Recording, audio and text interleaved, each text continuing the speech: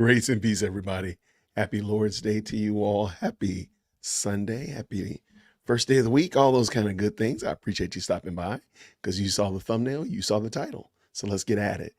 So many of you all have reached out to me and said, Jason, we really like the YSL stuff, but have you heard about this case? Or Jason, we really appreciate you digging into and going to the courthouse and stuff like that. But have you heard about this case?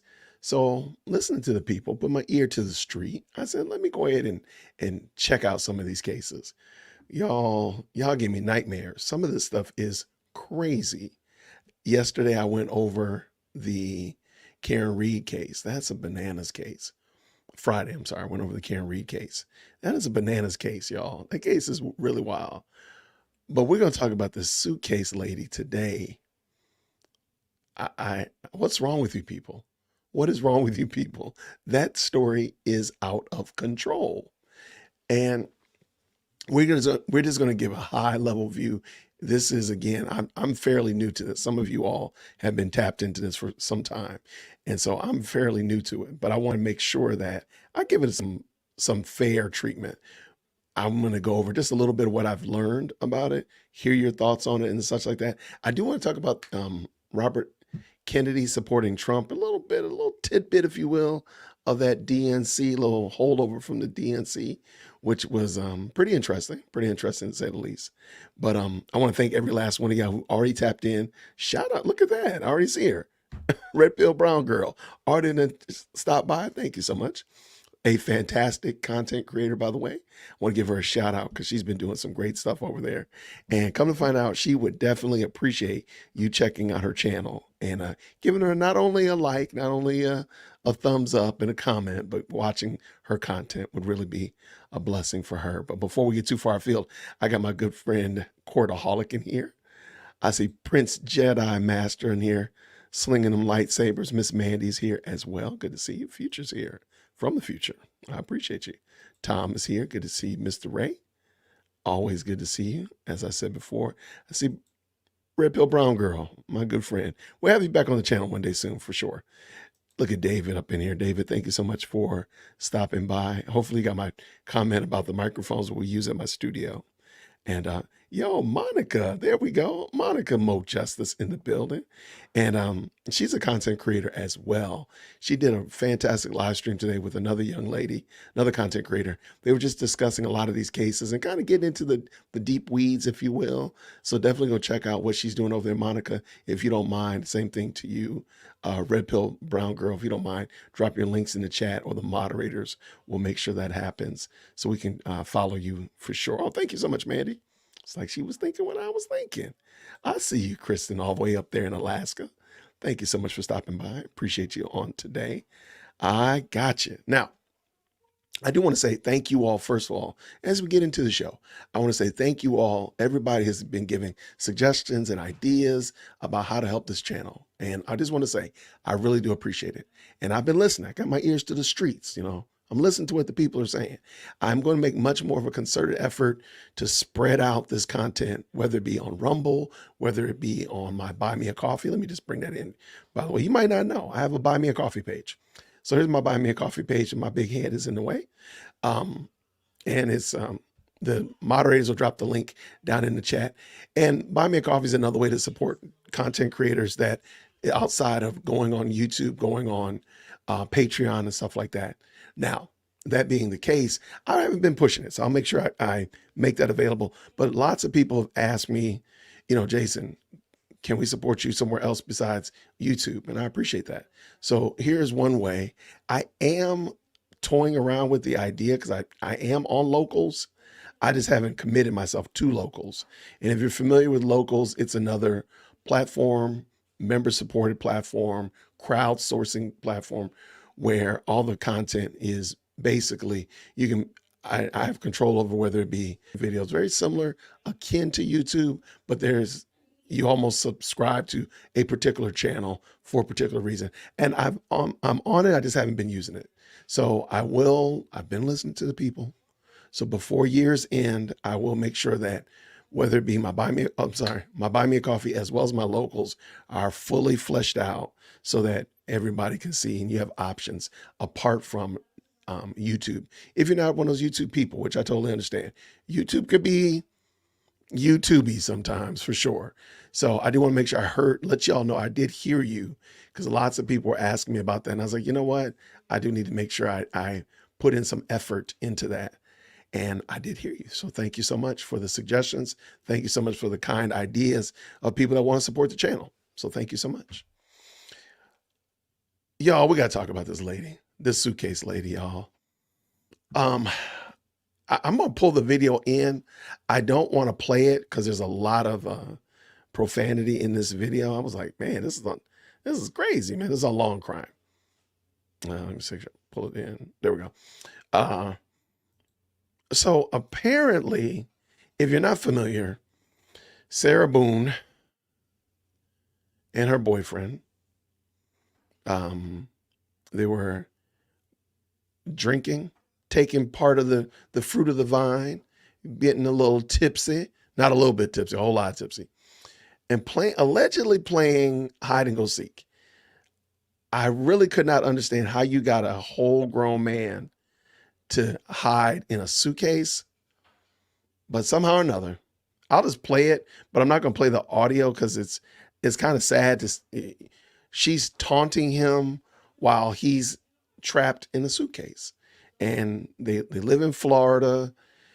Apparently he had been tipping out on her, cheating on her.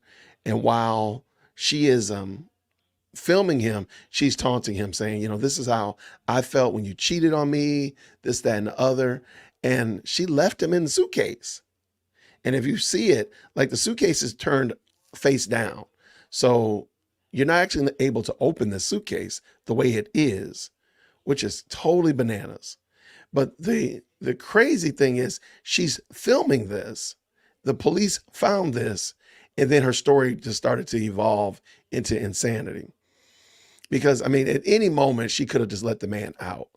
You hear him begging to be freed from here, which is crazy. Like, this is insane. He's clearly begging to be let out.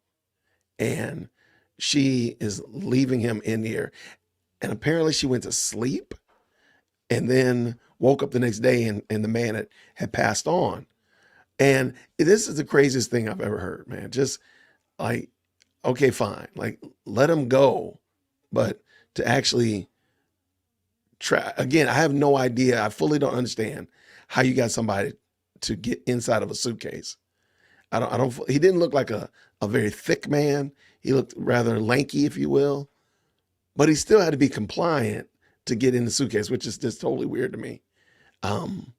And maybe I'm thinking about it from my own standpoint, because I'm not a small guy. I'm like, there ain't no suitcase you're gonna get me in, okay? I'm just too big to get in the suitcase. But it is just unfortunate. It's sad to see, because this case is crazy. But let me so shout out to Law and Crime. I didn't want to play it because, again, you hear the man begging to be freed from it. But I do want to pull up this, which is something we can all kind of go over together. All right, this is from Court TV, and they're just kind of giving, again, a high view of the case as of right now. Let me get myself out of the way, and let's listen to it. We're following new developments in another case in Florida, the Suitcase murder trial for Sarah Boone. The defendant appeared in court yesterday and was very upset that she didn't get more warning about the hearing.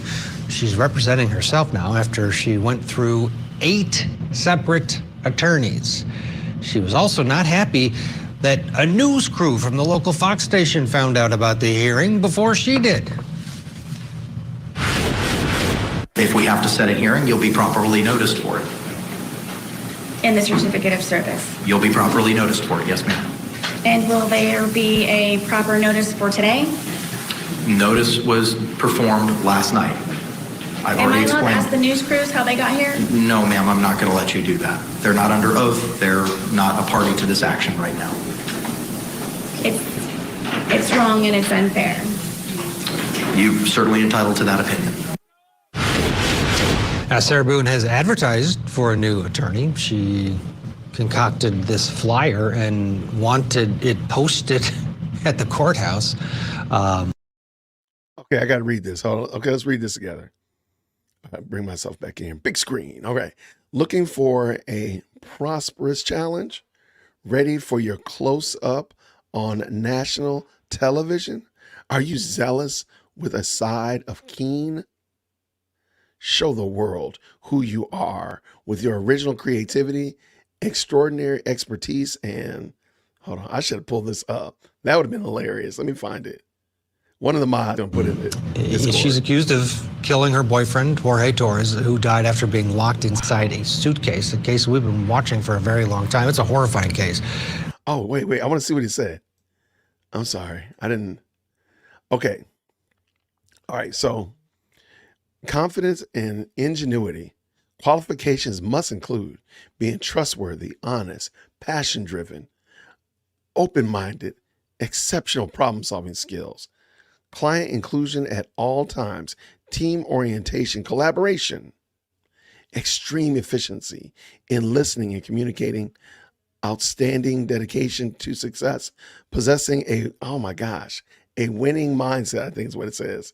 Okay, I got to find this. I got to find this to read it. I'm not making fun of it. I'm just making fun of it. All right, let's finish up this article. This newscast. Very long time. It's a horrifying case because there's video of Jorge in the suitcase and she is communicating with him. He's saying, "I can't breathe, Sarah, let me out." And she says something to the effect of, "Well, you should have thought about that when you were cheating on me," and then would later tell police she was drunk, fell asleep, found him dead the next day. Joseph Tully with us. Representing yourself is very difficult business. We've seen people attempt it, and very few are successful. She's gone through 8 attorneys. We had someone on a few weeks ago that said she's mentally off. She's and this is a sort of a sad, just parade of events now. Losing the attorneys, her coming in. What's your take when you look at this case and you look at her behavior since she was arrested?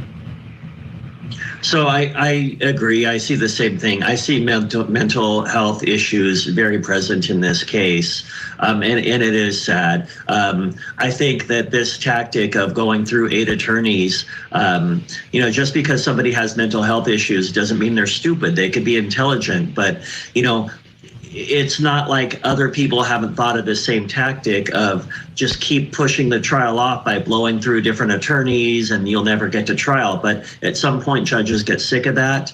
So that's what I think is going on. And then I agree with you that the evidence looks pretty strong against her in terms of the videos and her communicating and then her subsequent statements to the police that don't really match up with what we see on video.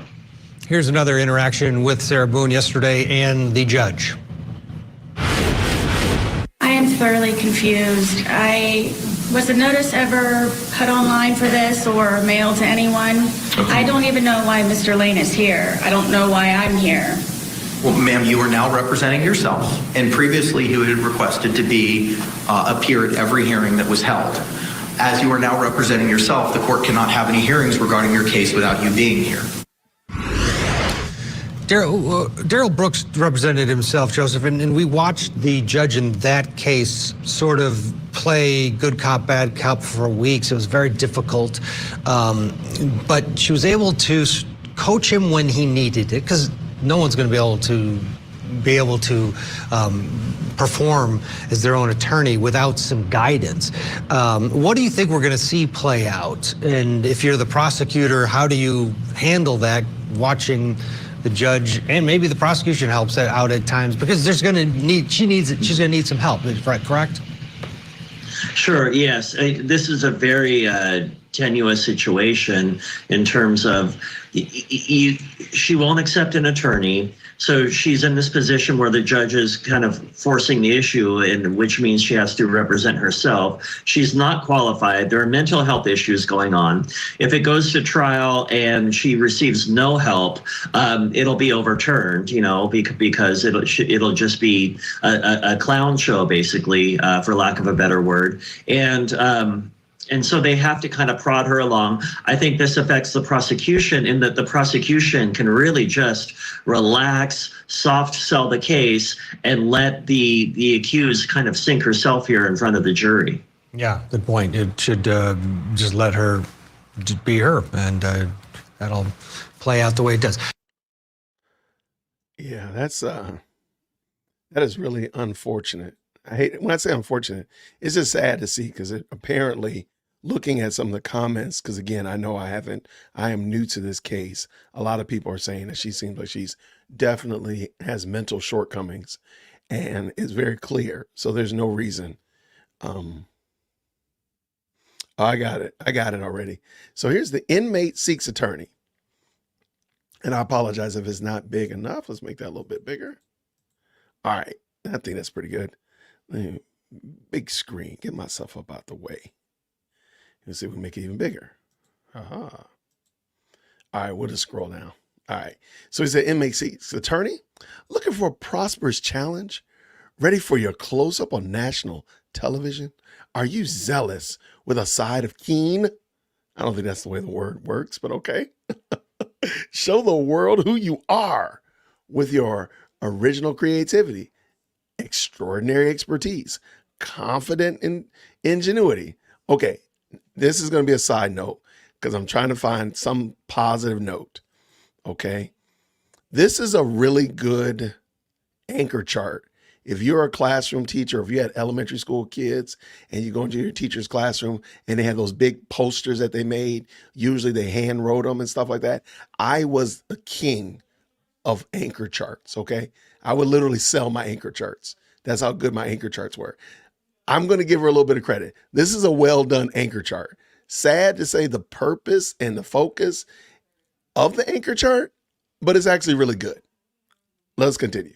Qualifications must include being trustworthy, honest, passion-driven, open-minded, exceptional problem-solving skills, client inclusion at all times, team orientation, collaboration, extreme efficiency in listening, communication, understanding, dedication to success, possessing a winning mindset, capability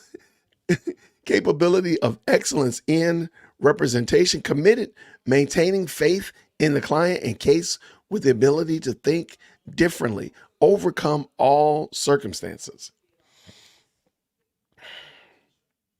I mean, that sounds like a Tony Robbins, like Tony Robbins is interviewing for, somebody to be on his team, or Les Brown. That does not sound like an attorney. Epic opportunity awaits. Okay, and I guess that's is that her inmate number? Invest in the oppressed, believe.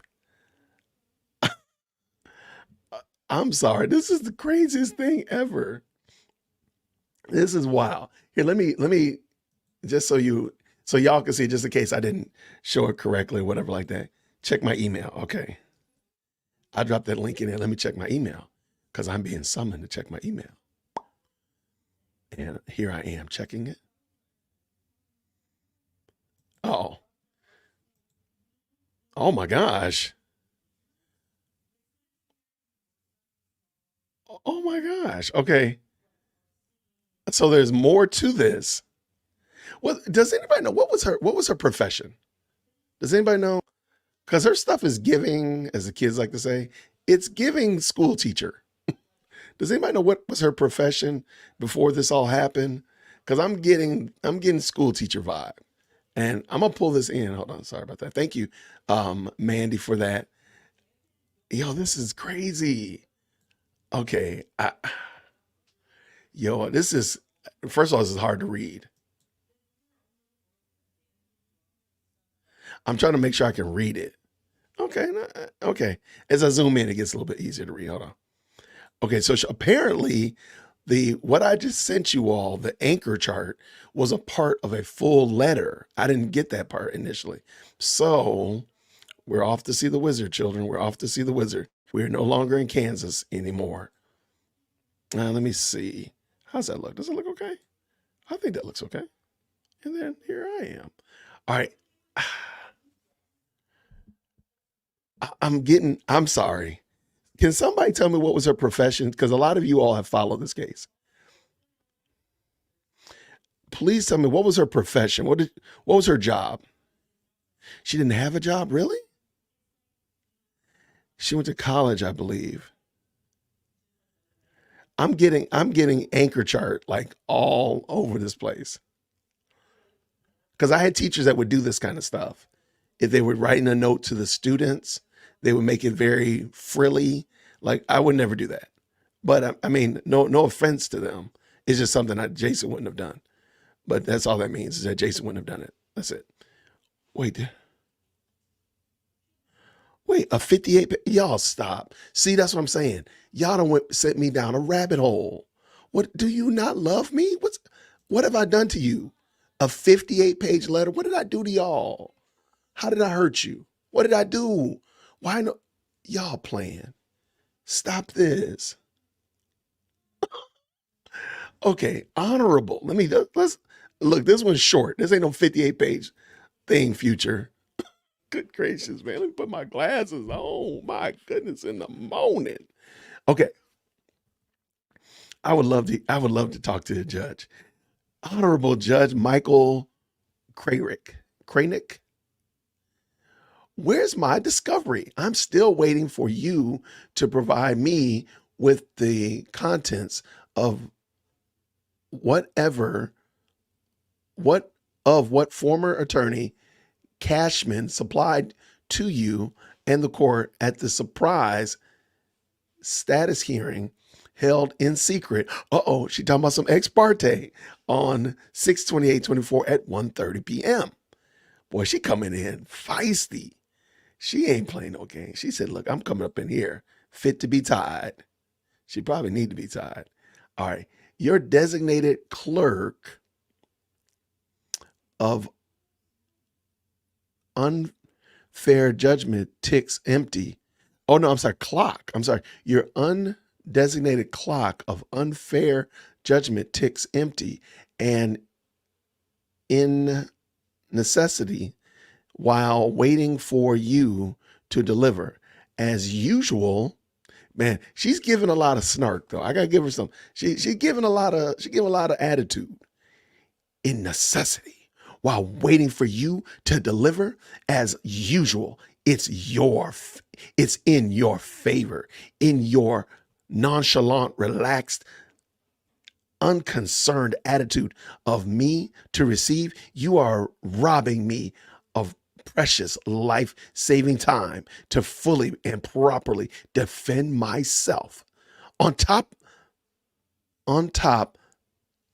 of my already and still being violated constitutional rights and being forced to represent myself based on false information. Woo. She's got to be a gem in court. She's got to be a piece of work in court. Y'all, I don't know who did this. I don't remember who told me, Jason, you need to look at this case. But I appreciate you, because this is hilarious. I do not even know what is contained in said discovery after being withheld from seeing all of the data, and for this is really hard and for the first time in said surprise state hearing, along with my supposed digital evidence being produced by Cashman, finally, after never being shown any of this during her representation. Her response to me when I would ask to review was, your first attorney said he reviewed it with you. That was over 4 years ago. You're my attorney now. And no, I did not. And well, I don't know what this word is. Did not. This is what I had to deal with. I have no sense. I have not seen in its entirety and completely to date. Please note, I do not have access to a computer to review these materials. I am I am doing my very best to figure this and everything else out as I go in my new unwanted forced position of I'm sorry. Please do not penalize me even greater than being already. I'm trying. This is some high level snark, y'all. This woman is mad. This is madness. Please note also, I'm in an open bay dorm living with 63 other inmates. I need to figure out how to view anything secretly or securely to avoid further exploitation and mean ignorance. Wait, exploitation and mean ignorance. There is no privacy or individual access in jail. She'd be smart to get a public defender and just try to work with them as long as they'll let them work. If you work with them, they're going to be working with you. You'll be able to be with another human working with it. But Cashman, I'm glad I could help you shine in the courtroom in front of the judge by you professionally and finally bringing everything I've been asking for since day one. And after I included you on my letter to the judge, ensuring return,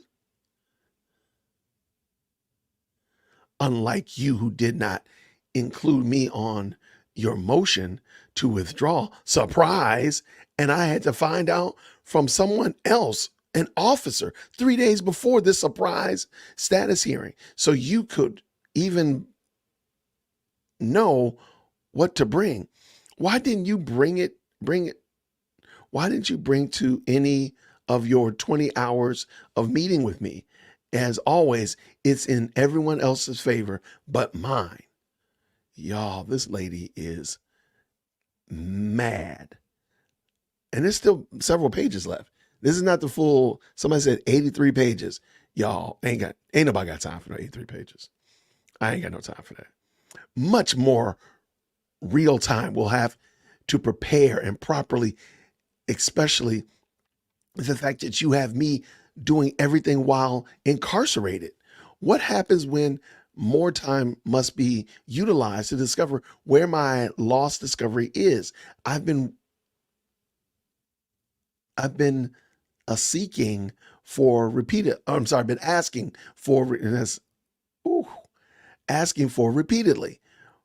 for depositions, to locate my witnesses, contact only one via collect phone calls. That's a real hurdle. Wait to receive transcripts, any records, everything I need to finally build my defense. Or is your plan, Your Honor, to just leave me out to dry and in a hurricane? This is so dramatic, man. Your time constraints are extreme and unreasonable. Your decision, your claim to have considered from your order is illogical and unfair, especially that it has been malformed by your ignorance and experience of your case, of my case. Misinterpretations, straight lies from the attorneys appointed. They are brazen to stand at your pulpit in your courtroom and commit perjury to your face and the world. But yet it's me. Is my belief and from your order that Alton and who is that person? Actions speak louder than words. The court is sabotaging me, forcing me, pressuring me, setting me up for failure. If any of the prior attorneys would have included care, collaborated during their time of representation, you not being brainwashed, impartial from believing everyone over me, and implementing your intricately misconstructed, unfair order formulated from I would not be writing yet another letter, would I? In the meantime, while your clock ticks ceaselessly and loud as I wait for you to deliver anything, even more fingers are noticing they really do point back, and I am defending myself against your inaccurate, libelous, I can write letters to order.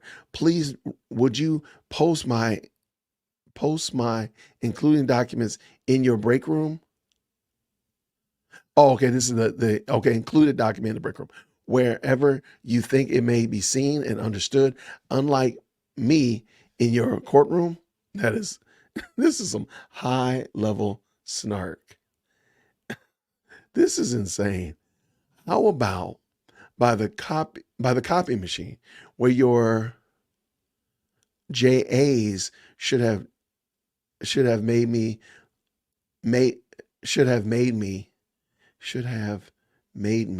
the news crews, court TV, professional YouTubers and photographers, the world, a copy of the notice of the hearing where all aforementioned improprieties occurred, and then some, including the drop off of my case materials said being ordered, and me being pulled by my uniform to exit your courtroom while still trying to speak and defend myself against all the mayhem and chaos, especially the surprise of even being there unprepared and without notice. Oh, wait, my posting, everything supposedly is public record and there is no notice at all. Another, it's in your favor moment. It's a group effort. Saboteurs, surprise. I shall return. Nothing is impossible. Believe, hopeful, grateful, waiting. Thank you for posting, Sarah Boone. Remember, please, Judge Kranick, fair, neutral, impartial. You must be always. I can do all things through Christ who strengthens me. Philippians 4:13. Okay, so then it clearly gave her some art supplies. And here's her thing right there. And this is her envelope. Yo, this lady, I was not prepared. I was not prepared. I was Shout out to Brother Nicholas, the proclaimer of the Messiah. Absolutely. I was beginning to think too, like, yo, this thing is long. Okay. Did she handwrite the 58-page one? Okay. I'm not going to say that I will read the 58-page one. However, if one were to send it to me in an email, I might find some theatrical abilities to read that. That's like a Dusty comment, okay? This is a Dusty email. If y'all remember Dusty comments, let me see if I got that ready for y'all. This is a Dusty email right here. This is Dusty. And this has got to get that treatment. Okay, just in case you don't know or you're not familiar with Dusty comments, let me refresh your memory. In the World Wide Web, the nonsensical and illogical comments of the underworld are hunted by the detectives of the Dusty Comments email crime unit. These are their stories. I think it's fair to say that this is a Dusty comment, hands down, unequivocally, the heavyweight champion of Dusty comments. Yo, this thing is Dusty. I'm not saying I'll read it tonight, but I'm not going to say I won't read it at all. If the whole 58 pages is like this, we might do like a members only or something, because that thing is hilarious. Like, yo, you are really wilding out. I mean, she's coming off the top rope on the judge. She calling out everybody. Nope, everybody catches strays. Everybody getting in trouble. She is doing too much. No, she should have let that man out that basket. I mean, out of that suitcase. That is so sad to realize that man was trapped in that suitcase. I'm sure y'all probably saw it. And she's literally filming it. It's not like it was filmed by somebody else's camera or a ring camera from your neighbor. She's literally filming it herself, talking trash to that poor man. And that man could have been, and we would not be having this conversation if she had just done, again, let him go. But now, yeah, she's saying it's everybody's fault. Everybody's at fault but her. Yeah. So is this a jury trial or is this a bench trial? I'm sure it's probably a jury trial, but because it just seemed like it seemed like she should be asking for the stuff from the state rather than from the judge, and that's what I'm wondering: is it a jury trial or a bench trial? But like, you should be asking for the discovery from the state because they're the ones that are pressing the charges against you. They're the ones that are coming after you. I would think, and I might be wrong, but that's what I'm understanding it as. So is there something more to it? But this case is crazy. And there's some really long videos digging into it. I saw some shorter ones, but I wasn't certain that they were, I guess, as I won't say as robust, but I wasn't certain if they were truly covering all of the topic, if you will. So that's why I said I would just give that like high view of it. Then we can kind of jump back in, and maybe we'll come back a little, maybe we'll just do an update. Maybe we'll just do an update every couple of days. Just check in on her, see how she's doing, what's going on with her, see if she's moved the game forward, so on and so forth. But all right, let's see. I think that's it. Now I did see some commentary in here that I thought I might need to address before too far afield. So it is a jury trial and it hasn't gone to trial yet. Okay, cool. All right. Maybe we'll just, oh my gosh, November, December. Yeah, can you imagine her trying to select? Yeah, I wouldn't qualify as as her attorney at all. And let me also say that I am not an attorney. I'm a pre-K law student at best, but I also, can you imagine her doing the jury selection process? That's got to be crazy. That would be absolutely bonkers. All right. Now I saw a comment somewhere that just a slight little detour. I'm not going to go far off because I do want to look at this Robert Kennedy video, but I did see a comment that kind of sparked my interest a little bit. Okay. I don't see it. I hope it didn't get deleted or taken down. Oh goodness. All right. I don't see it, but I'll find it. I'll find it in the aftermath. I will, and we'll talk about it for sure. Yeah, I don't see it. Okay. It is what it is. Yeah. Can you imagine like the jury selection for this trial, the Sarah Boone trial, is going to be bonkers. We will definitely be tapping in for that because it's going to be crazy. Like there's going to be no way around it being a full, unadulterated, a 6 jury. In Florida, they have 6-member juries? Really? No way. Really? Okay. Yo, this thing is crazy. Huh.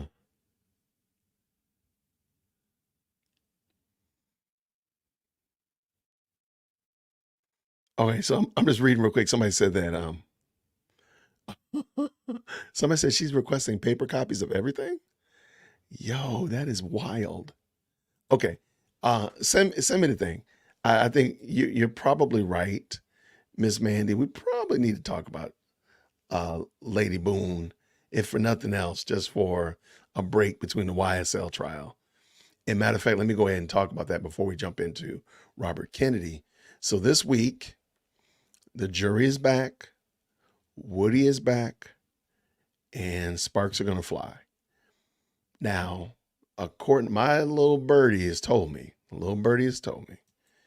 likelihood of the defense getting their hooks into Woody is not going to happen tomorrow. It will more than likely happen on Tuesday. And the state still has 2 more videos or 2 more phone calls, whatever. And they've been slow dragging through the whole thing. So they're going to come in there with technical issues. They're going to come in there with They're going to, my dog ate my alarm clock. They're going to slow drag this thing as long as they can, because that's what they did the Thursday before the trial was over, the Friday before the trial was over. So I'm going to go with, little birdie told me that they're not going to, Woody and Brian Steele are not going to dance tomorrow. It will be Tuesday. That's how I understood it. Or the defense and Woody are not going to dance until Tuesday. But we're going to still watch it tomorrow anyway. But I'm not having high expectations. This is going to probably be a lot more, again, the wiretaps, ADA love, transliterating stuff for us and telling us what people mean, what they think, so on and so forth. But the real fireworks are going to be Tuesday and moving forward. That's how I understood it. But we will be watching it tomorrow. And since, as far as I know, that's it around the YSL trial. Yeah, Monica's with me too. Yeah, I don't see them giving it up. They're trying to, they're foregoing. It's kind of like if your mom says when you were a child, like, oh, I'm sorry. Let me say what. When I was a child, because this never happened to you all. When I was a child, and my mom said, or my dad said, go get me my belt. And sometimes he would just be like, it would just be like cruel and unusual punishment, because you went and got the belt and you sat it down next to his chair, and that was it. You knew that I knew that I had cut a fool at school. I knew that I had been disrespectful to my mom. I knew that I deserved the millstone that was going to be tied around my neck. But my dad would just like drag it out. He would drag it out. Like, he would like, okay, so when's it going to happen, Dad? Okay, it's 6 o'clock, Dad. Okay, when is it coming? It's 7 o'clock, Dad. Okay, the belt's still sitting there. And I mean, so this is what it feels like. Like, they're just trying to drag it out as long as they can, because they know the inevitable's coming. They know it's coming. Brian Steele, Max Shard, and the rest of them are going to get their hands on Woody, and there's nothing they can do about it. And they know it's going to happen. And they're going to have to just sit there and watch. And like, man, oh, man. That's how my brother used to watch when I would finally get in trouble. When it would finally come down, James would be like, oh, Dad, oh, yikes. Ooh. So that's exactly what happened.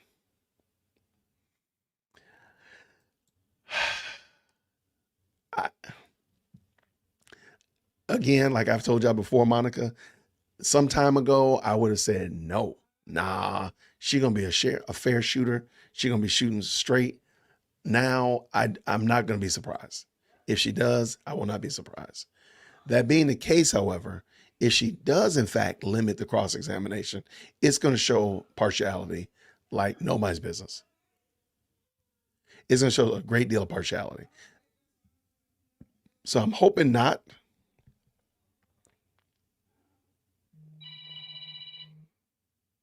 Oh, I got it. All right. Yeah, it's going to more likely be Tuesday, though. But let me see.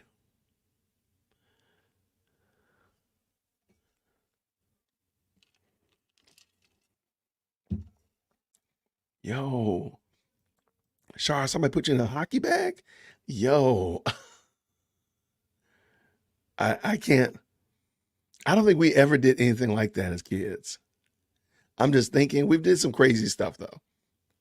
Let me say it like this. Getting in a suitcase or in a gym bag was probably the lowest level of crazy stuff that we did as kids, from jumping off of buildings to holding onto the bumper of city buses during snowstorms. Why are these people bothering me? What's wrong? Why is my family doing this to me?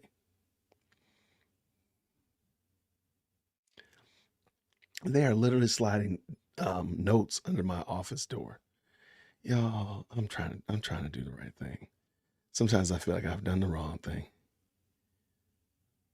I'm trying to look real quick. You locked your brother in a washing machine? Yeah. Wow. Okay. We never did anything that crazy.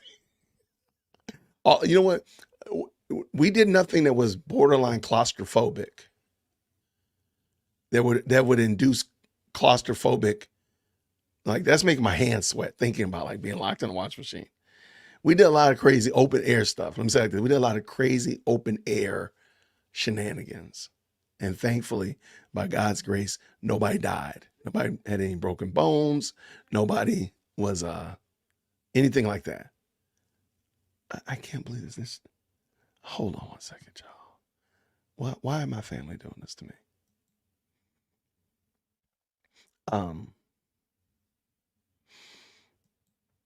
She says, I believe it'll depend on how Woody responds to the defense. If he doesn't pull the I don't recall card, she will limit. And Woody's attorneys will work overtime. Yeah, and I don't know how that works. So prayerfully, Judge Whitaker would just let it go. Get out of the way and just let it go. Because she let the state have full touch of Woody. Then let the defense have the same thing. Yes, I don't know how that really would work, Monica. But by the way, Monica Mo Justice is a legal professional. She has great insight, fantastic insight and input into these cases. She's helped me a lot. She's helped this live chat a lot because this is the best live chat on the planet because of people like her. So definitely thank you so much. Make sure you drop your link in the chat so we can check out what you're doing over there, Monica. Because again, this is a pre-K law school class. Nobody, trust me, I don't know what I'm talking about. All right, let me just be honest with you. Y'all locking people in the trunk. What is wrong with you people? Yo, come, y'all. Look, this is not a confessional. All right, y'all stop this. Y'all stop. I know I call myself the Black Pope.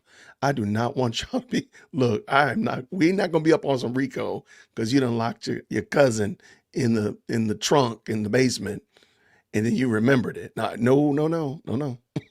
Don't. Nope. I look. My name is Bennett. I don't even know who these people are.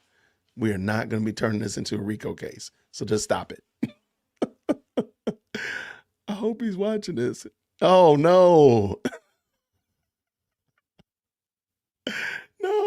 No, we don't want that to happen. We don't want that to happen, Panda Kitchen. We don't want that to happen. Right. On Boone case, that case is crazy. If you look at the picture, I think I closed it out. Like, yeah, the zipper is closed. And clearly you can't zip a suitcase from the inside. That's insane. But it's closed and it's face down. So he's stuck, or, whatever. He wouldn't have been able to unzip himself out of it anyway, because he's trapped upside down effectively. So, she literally, not only did she admit to doing it, she videotaped it. That is, oh my gosh, that's so crazy. And I think she literally is just slow dragging this. Same thing. It's like she's trying to slow drag this so she does not have to pay the piper. What ultimately needs to happen is judgment, and she doesn't ultimately want that. So she's just trying to slow drag it as long as she can. Bless her little heart. Bless her little heart. Poor señorita. Okay. I think looks good. All right. Robert Kennedy. Oh my goodness. I closed out the link because I'm so intelligent. All right. Give me 1 second. I closed it out. All right. So the DNC was this past weekend. We all know that. And one of the things that came out of it was, on the heels of the DNC, Robert Kennedy, who had been running as an independent, tapped out and said, you know what? We're done with this, and tapped out of the race, and he chose to endorse Donald Trump. Okay. So far, so good. Everybody pretty good with that. And so I don't know where my video went. My link went. Oh, here it is. No. And so I wanted to just listen to this little snippet of his secession speech, if you will. Is it a secession speech? What is it all? It is and I'll drop the link for it right here. I'm going to put the link in the chat as well, because the full video is like better than an hour and 20 minutes long. And ain't nobody got time for that. So we're not doing that today. But there was a snippet of it I thought was pretty informative. So I wanted to give you a chance to hear that and then get your thoughts on what you thought about it. and such of that nature. Where did it go? Here it is.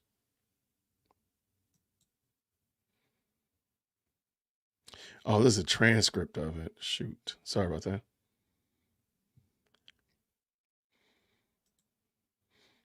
I just, that short snippet. I didn't want to play that full thing. That thing was a little bit longer than I was not prepared for that. Here it is, I believe. Okay, yeah, here it is. Let's pull this in. Let's see what we got. Let's see what we got. And yeah, I would love to get your 2 cents, if you will. Again, whatever your political stance is. Uh-oh. Uh-oh. Dr. Umar fan page. Thank you so much, Dr. Umar fan page, for the $2 super. Oh my gosh. Okay, that was actually the conversation.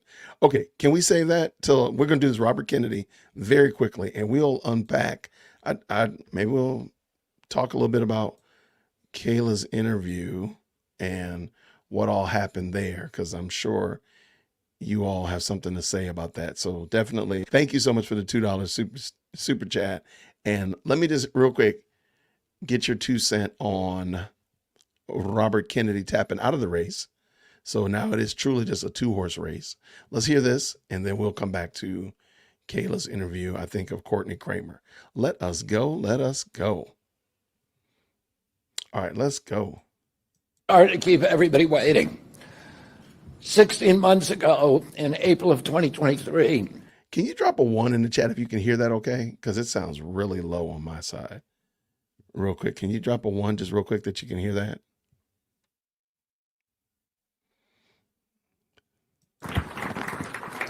I'm sorry to keep everybody waiting. 16 months ago, in April of 2023, I launched my campaign for President of the United States. I began this journey as a Democrat, the party of my father, my uncle, the party which I pledged my own allegiance to long before I was old enough to vote. I attended my first Democratic convention at the age of 6 in 1960. And back then, the Democrats were the champions of the Constitution, of civil rights. The Democrats stood against authoritarianism, against censorship, against colonialism, imperialism, and unjust wars. We were the party of labor, of the working class. The Democrats were the party of government transparency and the champion of the environment. Our party was the bulwark against big money interests and corporate power. True to its name, it was the party of democracy. As you know, I left that party in October because it had departed so dramatically from the core values that I grew up with. It had become the party of war, censorship, corruption, big pharma, big tech, big ag, and big money. Okay. That was actually a longer one.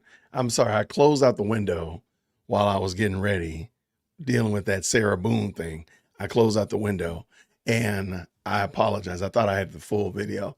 Him talking about basically why he switched from the Democrat Party, why he ran independent, and then now, of course, why he's dropping out of the race and ultimately supporting Donald Trump. I did drop the full link to the full video in the chat right here because it was just a lot longer than I had intended to be on tonight to discuss it. So I did not get a chance to, I did not vet it, and I do apologize. I pulled up wrong one. Rookie mistakes. Always about the rookies. All right, let me just real quick. And I know my mod had sent it to me earlier. I just clearly did not open up the right one. So I do apologize about that. That's going to go on me. I don't know. Somebody asked the question, is that Robert Kennedy's actual voice? I don't actually know. I've never heard him speak before. And it does sound like there might be something afoot with his voice. That might be it. I'm not going to, definitely not making light of it. It just sounds like, especially as somebody whose voice is naturally raspy, I have to be gracious to other people because I realize what my voice sounds like. So I can't dog them out. I don't see what I did with it. Darn it. And I know Transplant Texan's going to be mad at me because they sent it to me and he meant me to have it for this reason. Wait, did I find it? I think I did. All right. This might be it. Okay. This is a snippet I wanted to show you. So there we go. Let's do that. This at least is a snippet. Okay. So let's pull this back in. Sorry about that. And now we will get to this. I want to hear what your thoughts were on this other situation going on. So we'll talk about that as well. All right. And of course, drop a 1 in the chat when you can hear it. Let's go. Let's go. All right. Drop a 1 in the chat when you can hear this. Instead of showing us her substance and character, the DNC and its media organs engineered a surge of popularity for Vice President Harris based upon, well, nothing. No policies, no interviews, no debates, only smoke and mirrors and balloons in a highly produced Chicago circus. There in Chicago, a string of Democratic speakers mentioned Donald Trump 147 times just on the first day. Oh, who needs a policy when you have Trump to hate? In contrast, at the RNC convention, President Biden was mentioned only twice in 4 days. I do interviews every day. Many of you have interviewed me. Anybody who asks gets to interview me. Some days I do as many as 10. President Trump, who actually was nominated and won an election, also does interviews daily. How did the Democratic Party choose a candidate that has never done an interview or debate during the entire election cycle? We know the answers. They did it by weaponizing the government agencies. They did it by abandoning democracy. They did it by suing the opposition and by disenfranchising American voters. What most alarms me isn't how the Democratic Party conducts its internal affairs or runs its candidates. What alarms me is the resort to censorship and media control and the weaponization of the federal agencies. All right. And I thought that was a really interesting little snippet. Again, I put the full link to his entire secession speech in the chat. It was just a lot longer than I planned on going. But I got that one. I thought it was very interesting because he points out and he puts his thumb on some real key issues that people have with Kamala Harris, is that she's not a candidate that's ever won a national primary. She's not a candidate that comes highly supported by, organically supported by the base. She's being propped up and pushed. And therein is his argument. I think he makes a great point. And it's something that a lot of us have seen. A lot of us felt like that's what Chicago was really about, was like, hey, don't look at the man behind the curtain. Let's just keep dancing with these balloons. So I do think that there was a lot of good stuff there. Oh,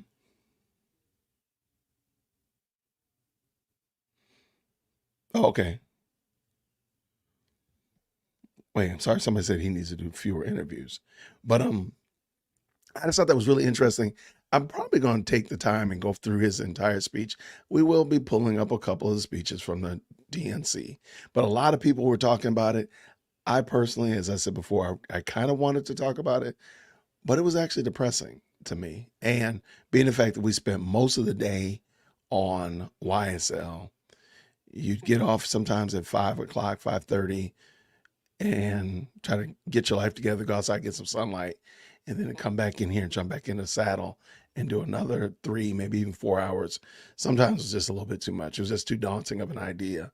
So that's why I really didn't do it. So I do apologize. If you wanted me to talk about it, I will, I'll try to do better. But it was just a lot, especially when you look at, again, YSLs take up a great deal of time. I got a studio that's being booked and got to take care of, and little girls, as well as my wife, that I got to look at. They want to see me every now and then. They're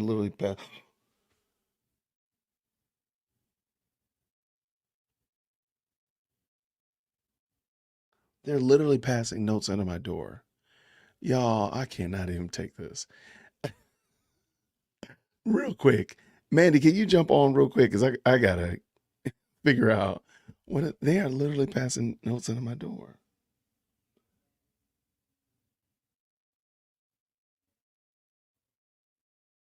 Okay, they're passing notes under my door, y'all. So I have to go rescue them from some kind of debauchery that's going on outside this door. I don't know. Maybe I'll go outside the door and get eaten by an alien. I don't know. This might be the end of it. Uh, It's been fun. Um, Thank you so much, Mandy. Man, ladies and gentlemen, there she goes. Thank you so much, Mandy. Sure. Mandy, I've got to go rescue my family from something. I have no idea. I'll be right back. Okay. Hey, everybody. So, the family life. What do y'all think about Sarah Boone? That's some crazy mess there, isn't it? Hey, Dane Piglet. So I I emailed him that 55-page letter, and I put it a couple times in the chat, but I noticed he was ignoring that because I don't think he wants to read that tonight. Yeah, he is a great dad. He is. But I could bring it up. Let's see if I can do that real quick. So it can be ready and waiting on him when he gets here. I think this is it. Yeah, this is it. Let's go ahead and pull it up. Why not, right? Is this it? Yeah, this is it. All right.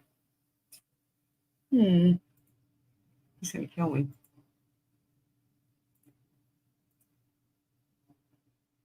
Here is the 55-page letter. Zoom into it a little bit.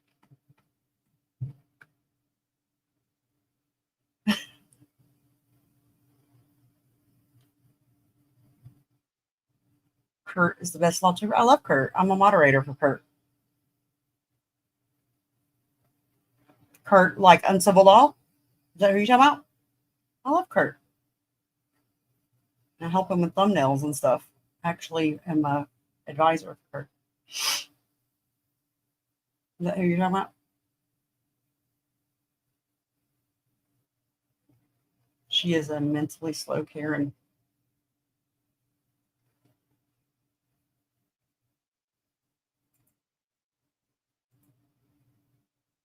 Oh, you recognize me from there? Oh, yeah. Okay, yeah. Yeah, Kurt's awesome.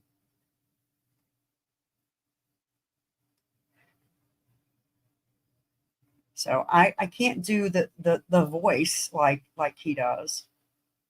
But why don't we read some of it? Honorable Judge, ongoing 5 years. Why can't I? Oh boy. Why can't I? Why can't I use my constitutional rights? Am I the only one who cares about the ongoing violation of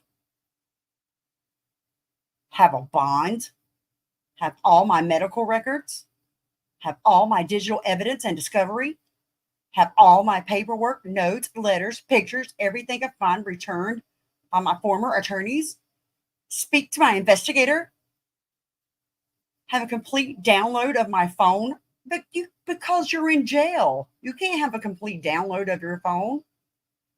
Who do you think you are? Have any of my witness lists,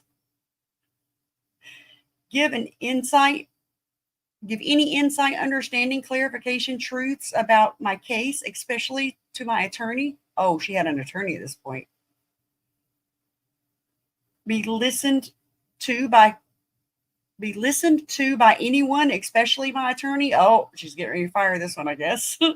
Be respected for who I am, truly, especially by my attorney, and not be disrespected by the malicious, by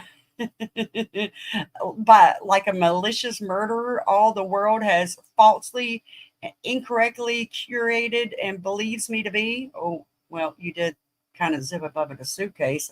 Just saying. be treated fairly, lawfully, and protected by the outside system, you're being protected. You're in jail.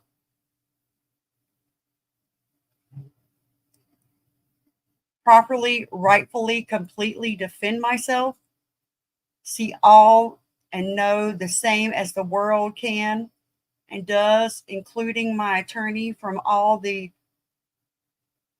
phenomenal, is that what it says? Phenomenal and non-persuasive amount of entire case being available online globally before my trial. You gave up that right when you kind of killed somebody. You're kind of a danger to people. You zip them up in things. Before I seen myself, what does anyone know already about my case? So we're reading the 55-page letter. You're muted. No. That's okay. We're only on The page 2. whole You can jump in. 55? Y'all wild. Oh my gosh. I got to read over that thing first. I got to get my mind in the right spot. This is snark. Okay. Wow. Okay. I'm Roll telling up to you. the top. Let me see it. Because I hadn't even seen it yet. This is my first time Okay. seeing it. She says, look at this. Why can't I use my constitutional rights, have a bond, have my medical records, have my digital evidence and discovery, have my paperwork, notes, letters, pictures, everything of mine returned by my former attorneys, speak to my investigator, have my complete download of my phone? Like, who do you think you are? You're in jail. You can't have a download of your phone. Have any of my witness lists. Be listened to by anyone, especially my attorney. So she must be getting ready to fire this attorney. Or she fired 8 public defenders. Yeah. Be respected for who I am, especially by my attorney. Right. Because that's a constitutional right to be respected. Yeah. And not be disrespected for and treated as a malicious murderer. All the world is falsely, incorrectly curated and believes me to be. Oh my gosh. Okay. So, Okay, hold on. Okay, so you and I are gonna offline plan a snarky reading of this letter. You got it. It's gotta happen. Got it. Oh my gosh. So this is the whole 50. 55. Okay, could you scroll? Just scroll. I just want to see. I email it to you. Oh my gosh, it's a real thing. Stop Look at this. playing. And she used wide rule paper though. Like she goes like she's going to sum it up, and then she keeps going. But wait, there's more. Yeah. Oh Yeah. Wow. Yeah, she didn't use college Look at rule this. paper. Whoa. I have not fired any attorneys appointed in my case, and at this time she had fired 6. Okay, so all right, so what we're gonna do, we're gonna schedule a day and we'll just read it. We'll do a snarky reading Sounds of this. Oh my gosh. No, I've never seen this before. Y'all are opening my eyes to the This is my first time seeing shenanigans. it too. I didn't know that So one existed. okay, at the top of it, what are those page numbers? Like scroll up to the top of here. Keep that's going. Keep page going. Right there. What is 6. that? What is that? 6. Yeah, page 6. She numbered them. Oh, wait. We're only on page 6? Yeah. Girl, we gotta stop. This look, I'm making a legislative call. We gotta stop that. Is that not nuts? Is that not nuts? Wow. She used jail paper. She did. She That's did. what Monica said. She used jail paper. Yeah, that's probably college. That's probably wide rule paper in jail. Oh, you could have an AI snarky teen voice read it. But the amount of work that would go into a Dame Piglet That would in take a lot of order work, yeah. to, because we'd have to transcribe it into it or get an AI that could read. And it looks like cursive-esque handwriting. Yeah. So an AI would have to read it. We'd have to check, make sure it's right, and line it up. Oh my gosh. It That might would be take too better much just to work. read it. Say again? I said that would take too much work. Yeah. Turn on my best, like, snotty Karen voice and Yeah, okay. Well, all right, let's schedule it maybe like this weekend, maybe this Friday or something. Reading story time with Wit and Mandy. sounds great. All right, so all right, y'all. All right. Mandy, Go. thank you so much. Yeah, I'm go. not trying to turn this into my confessional, okay? But Lady Dear World Christian went to a retreat this past weekend. And it Oh, wasn't a retreat at a hotel or a swanky country club. They were literally in cabins, she said. And something told me when she said, "Oh no, we were in cabins." Something told me she should probably take all of her laundry and shake it out in the garage or shake it out in the backyard. yeah. Something told me, and I didn't do it. So y'all know what happened. You already know what happened. There was a bug that got in her laundry, and she is torn up. This is the grown woman, not the kids. This is the grown woman has torn up upstairs because she saw a bug running around. I would too. I'm not even kidding. I wouldn't Well, sleep in that you can come room. on right on down here to Whitaker Park Look, and I'm help already her straighten up. scratching. And help her I straighten up because she done tore up all upstairs. I'm sleeping downstairs tonight. I'm sleeping in the car because she like, done got was my it a whole upstairs tick or looking was crazy. it like a bed bug? I don't know. She said, wait, hold on. According to whoever was sliding notes under my door, it's a big bug upstairs. And okay, this is my wife's handwriting. This is a whole grown adult that was sliding. I was thinking it's the kids. That is Y'all hilarious. don't y'all tell Lady Dear World Christian I'm talking about her like this, okay? Don't y'all tell her. Like, this is between us. This is so funny. This is family. So she says, I did not bring it back. It was in the sheet basket. Apparently, I don't know. I have no idea. That is so funny. It's just that time of year. I have no idea. Absolutely. I mean, it could be If you're in anything. the woods, bugs are gonna come to stuff Look. that smells good. If your Right. clothes smell good, they're just gonna be attracted to it. I don't know what it was. So she's got me upstairs, tearing up the upstairs. I'm sorry, sorting through what she's torn up upstairs to try to find. Did you find it? I'm like, I don't even know what it was. Like, what was it? Was it an ant? Was it a tick? Was it I don't know. I have no idea. He's like, well, did you look over here? Did you look over there? I'm like, did you look over there? What are we doing? I would be doing the same thing. I wouldn't sleep in that room that I seen Well, it. this was in the laundry room apparently. So, Then I would seal it off with like tape. oh my gosh, Mm-mm, y'all are a mess, man. mm-mm. So anyway, needless to say, that's what happened. I have no idea. I have no idea. But watch this. Big girl, President Firstborn, she's crazy about ladybugs. Like, she has a serious problem with ladybugs. And I don't know why, but every now and then our house gets like inundated with ladybugs. Ours too. We And I'm have like, a farm. I don't know up where the they come road. from. Do you have a farm near you? Mm-mm. Oh, farmers dump them out to help cultivate their crops. Oh, okay. So, Maybe and that's why we get inundated with ladybugs. That and our house is painted white, and ladybugs are attracted to white. So, interesting. I mean, I usually see them in the living room. The walls are white in the living room. Maybe that's it. I don't know. But she will literally torch the house. Aaron, Like, I have to keep her away from because she will literally torch the house about ladybug. Like, BLM, are you Bugs for Lives real? Matter. It's a ladybug. Just ignore it. Right. I'm like, ladybugs are cool. Oh, she's Leave lady- scared of ladybugs. I Like, thought you were yeah, saying big girl she is scared likes- of ladybug. No. She's scared of ladybugs. Why? Like, anything else. She probably wrestle a bear, but a ladybug, she'll lose her mind about. Like, what's wrong with you? I mean, Bugs I have no actually idea. eat like ants and stuff. I have no idea. Hmm. This is life at Whitaker Park, y'all. This is life at Whitaker Park. But remember, everybody, Boy Scouts honor. This is us talking. We're not sharing this information with anyone else. Nobody else needs to know. Then my wife is sending it. My whole grown wife is sending notes just grabbing mail and is writing her name, writing on the back of the mail. Nobody else. We're not talking about this with anybody. No. Remember, this is our little secret. Right.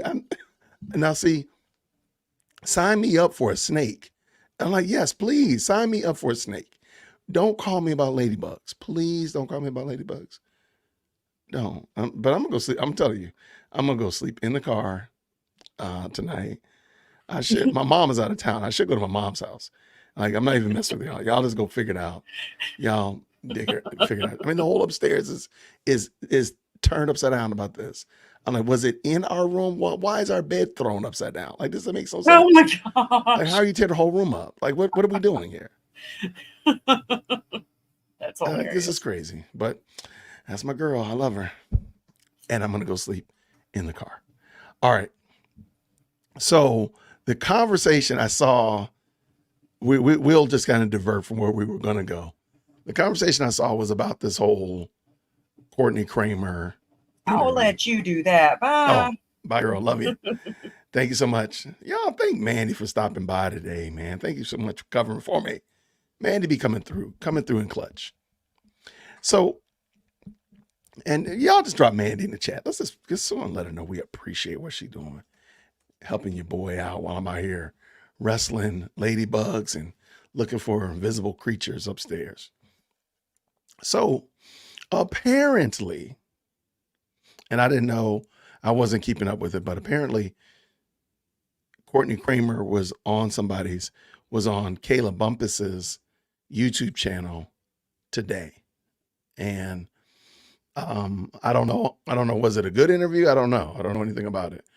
But apparently she was on, and I don't really have an opinion. I think as I've said before, I think Fonnie Willis is running unopposed. I don't think that Fonnie Willis is losing any sleep over Courtney Kramer's run for DA of Fulton County. If you're not familiar, Fulton County DA is up for re-election. She's being challenged by a young lady by the name of Courtney Kramer. And I don't see any reason for Courtney Kramer to lose. I'm sorry, for Fonnie Willis to lose any sleep. I'm sorry. I understand. Courtney Kramer made a lot of buzz about a week and a half ago when she made a declaration that is running for DA of Fulton County. She was going to drop the YSL case once she was elected, which, okay, that's notable. And I said it before, that's notable. There's only just one little simple problem. What are you going to do after that? Like, what else are you going to do? There are other issues in Fulton County besides the YSL trial. There's a lot of other issues. And so if all you're going to do, if your policy, if your platform, dare I say, is only about, hey, I'm going to get rid of the YSL trial, okay, fine. You get elected on November 5th. By November 7th, you drop the whole case. Okay, no problem. What you gonna do? What you gonna do the next day? What you gonna do the next week? What you got? There's gonna be some other things that you're gonna need to do. And again, I don't think she's a very serious candidate. Again, I don't think she's a serious candidate. And so,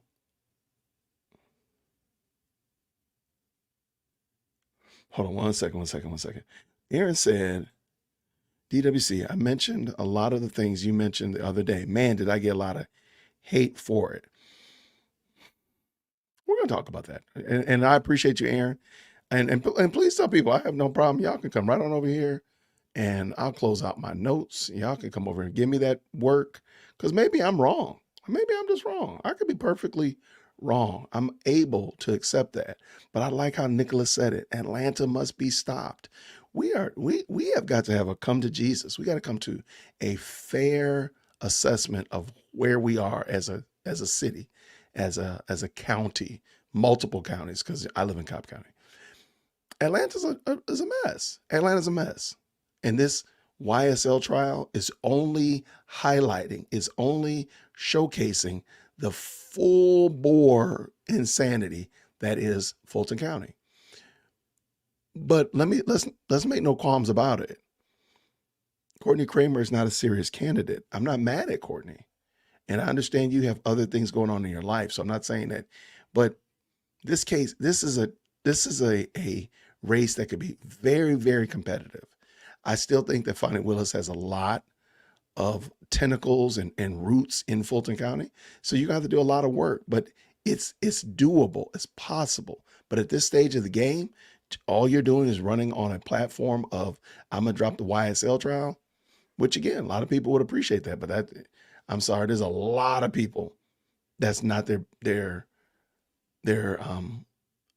high bar of achievement is getting rid of the YSL trial. And I mean, for real. But let's go. Let me see what y'all said here. There's a couple of, she said it was at 7 and it was poor. Okay. So they did interview. Okay. Was it, do you mind, Aaron? Was it Courtney? Was it Kayla? Was it a mixture? I need a little bit of, if you don't mind, if I can get a little bit of insight, I'd appreciate it. What did Gordon say right here? She's really that entrenched. But as I said before, I do believe any combatant can lose at any time. Once you step into that ring and the cage door closes, anything could happen. Anything could happen. Sure, the number one pound for pound champion could defeat the contender, but anything could happen. If the contender planned and prepared himself or herself successfully, they could take out the champion. They could. It's very possible. It's very possible.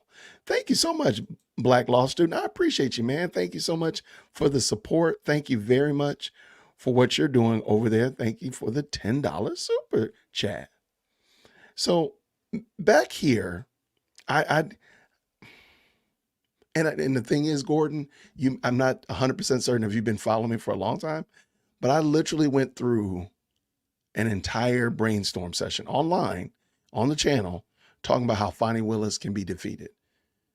And in my opinion, she has some very strong roots in some very key areas. If you remove those roots, if you attack those roots, she's no longer strong in those areas. And then she only has what she's not strong at and what she's not good at and her liabilities to lean on. It really is that simple. The problem is you're starting too late. There's no reason to. I understand people get upset, and you're welcome to come here to the channel. Hate views work as much as love views. So I have no problem with that. But I ask people all the time, what is it that you're supporting Courtney Kramer for? I don't support Fonnie Willis. I don't support her. But I'm willing to be honest, though. I'm not just saying, well, because I don't like her, she's going to lose. That's not true. There's countless, pick a sports team. You don't have to like them, but you can be like, yeah, I got to respect them. They got a great quarterback. They got a great offensive line. They're going to win. I don't like them, but it's true. And the same thing here. I don't like you, but it's true. And it's fair. So that being the case, I don't think people are being honest with themselves. They just want to tell themselves whatever they want to tell. I think Fulton County does need the Attorney General to step in. I think the Attorney General, but I think the same thing should happen in Dalton, Illinois. The state should take over Dalton, Illinois. Absolutely, because Dalton is just completely and totally in the hole. Now, thankfully, Atlanta is not that bad. Atlanta's got a lot of blemishes, got a lot of warts, but it's not as bad as Dalton, Illinois. But I do think at this point, I think it would probably be a fair look for the Attorney General to step in and kind of clear up some mess. There's a lot of foolishness here. There's a lot of stuff that makes no sense. Maybe Black Law Student, maybe we all wrong. That's fine. But help me, give me an give me a equivalent argument that somebody who has not established his or her name as a viable candidate, show me them taking down a person who's basically a meme at this point. Fonnie Willis is a meme at this point. Her name, you just say Fonnie, everybody knows who you're talking about. Good or bad, like her or love her, or whatever, like her or hate her or love her. You say Fonnie, everybody knows who you're talking about. Just like if I said Ashley, everybody knows who I'm talking about when I say Ashley. You know, they might say, well, what context? Once I say Ashley, legal, everybody knows what I'm talking about, right? Same thing here. But just give me an example of a underdog who hasn't trained, who hasn't gone into a 5-round fight ever in their lives, who's fairly new to the malaise and the haze of war that took down a juggernaut that is Fonnie Willis. Show me, if you show me one, I will absolutely put it on the screen. We'll talk about it. I think you're 100% right in your thoughts, but people really tore into me saying, give her a chance. I'm not saying that we're not giving her a chance. What I'm saying is she didn't give herself a chance. Me giving her a chance, I live here in Cobb County.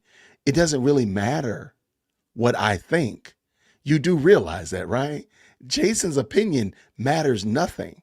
Just like so-and-so over in New York that she might interview with, or she interviews with somebody in Miami. It really doesn't matter. It's the Fulton County people that matter. And she's not interviewing with Fulton County people. Well, I guess Kayla, if she lives in Fulton County, that would be a Fulton County person. But where are the other interviews? Why are you not on every radio station in Fulton County? Why are you not on every TV interview in Fulton County? Why are you not in Fulton County with your doggone iPhone talking about what's going on in Fulton County? You don't need, that's the thing. So we're not saying that we don't give her a chance. Go ahead, go do your thing. Go do your thing. Now, I think a better question, Aaron, and again, I'm not here to hate on Courtney. I'm just saying, wait, let me just ask you a question. If the Republican Party believed in Courtney Kramer, don't you think the Republican Party would be doling truckloads of money in here? I mean, shipping money into Fulton County for her to campaign? Where's her campaign money? There you go. It's not me. It's not me giving her a chance.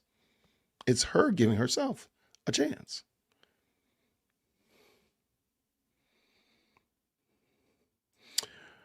Tasha said her interview with Kayla shows that she didn't expect people to ask real questions. Oh, okay. So real questions were asked. Okay, praise God. Maybe I'll go check it out. I don't,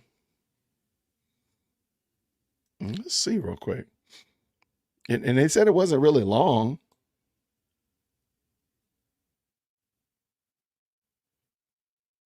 That seems like a good point to try to get casual votes from the masses who only pay casual attention to elections. That is true. But Fulton County, let me tell you, they are a political, they might be casual right now, but when that third week in October, that's when it gets cranked up. Fulton County is a like, they just laying low. They ain't got nothing to do. They just taking their time. It's chilling. But when it's really necessary, that's when you're going to see Fulton County really be itself, Fulton County. And I think this is a bad strategy. I don't know. Again, I don't know what her strategy is. I'm not involved in it. People are quick to say, oh, you're doing this, or you're hating this and this, that, and other. What are you talking about? I'm trying to be as gracious as I possibly can. And when somebody wants to be gracious, apparently that makes you public enemy number one, because you're trying to be gracious to somebody rather than just whatever you're telling me, I'm just going to believe whatever you're saying. No, I'm not buying that. So I appreciate it though, Nick. Thank you so much, man. Courtney interviewed herself. Must watch. Y'all playing with me. Stop it. Because I'm downloading it. And we got it. Real quick, can you give me a timestamp of when it starts? I have it. I just don't want to get on here. And it looks like the Kayla is just kind of warming up the audience, and then she eventually comes on. But it doesn't look like she was on there long. I mean, looking at what y'all saying. So yeah, I think we might, we're gonna turn this into a reaction. Let's just do a reaction.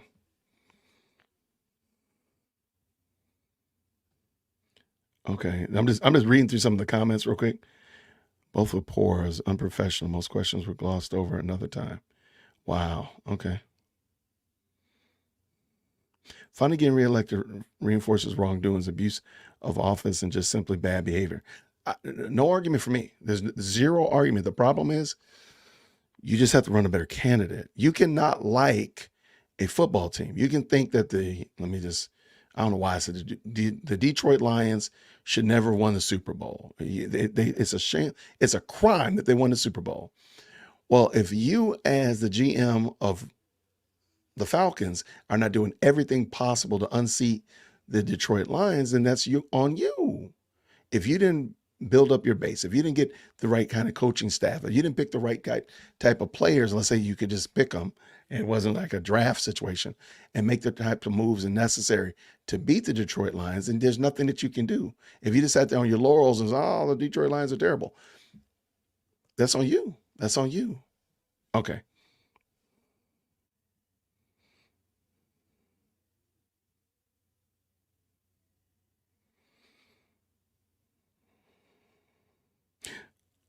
Stop it.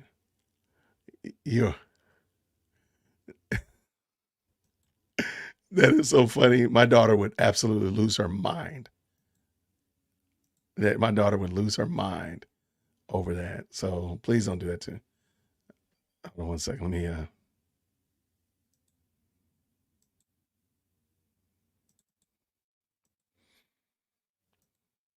right. So I am getting ready. Let's pull this in. If you give me about where this thing starts. Here, let's just pull it in. Let's just do it. And then and that'll give me a chance to make sure that the audio works anyway. Let's look at this. Let's see what they're talking about. This should be fun. All right.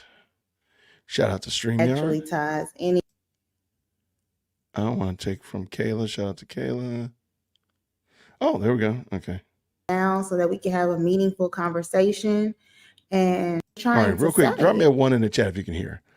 If you did comment, what did Aaron say? Aaron says, thank you for the $10 super chat. By the way, I asked what is important beyond YSL, and on day 2, day 3, day 4, she mentioned safety. How can you say safety is important, but publicly said dismissal of a trial on day 1? Dismissal on day 1. That's reckless. No argument for me. Let's look at it. Let's see what she said. Let's see what's going on. Let's give her a chance to whirl it out. Let's go. Everybody can hear, so let's go. And that is so confusing to me. And she's, it's like she's practicing law from the bench sometimes.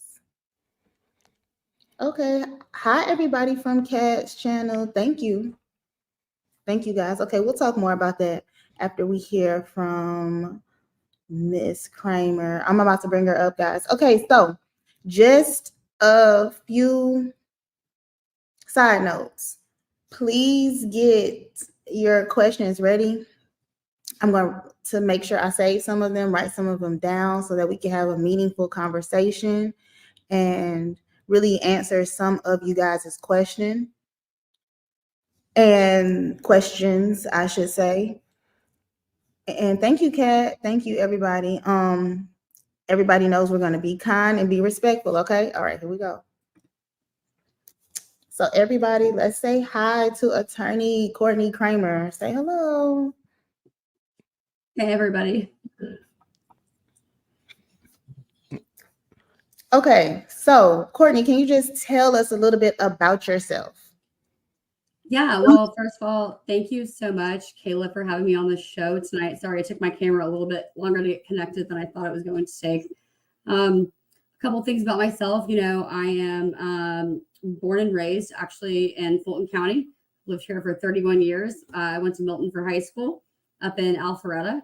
And I went to Milledgeville for my undergrad, majored in political science. Then I went to Emory for law school. And about that, during my time at Emory, I actually worked in the Office of White House Counsel. I came back to Atlanta after interning there between my second and third year, finished law school at Emory, moved to DC for a year, worked up there, and came back down here, and I did election law for about the last 2.5, 3 years.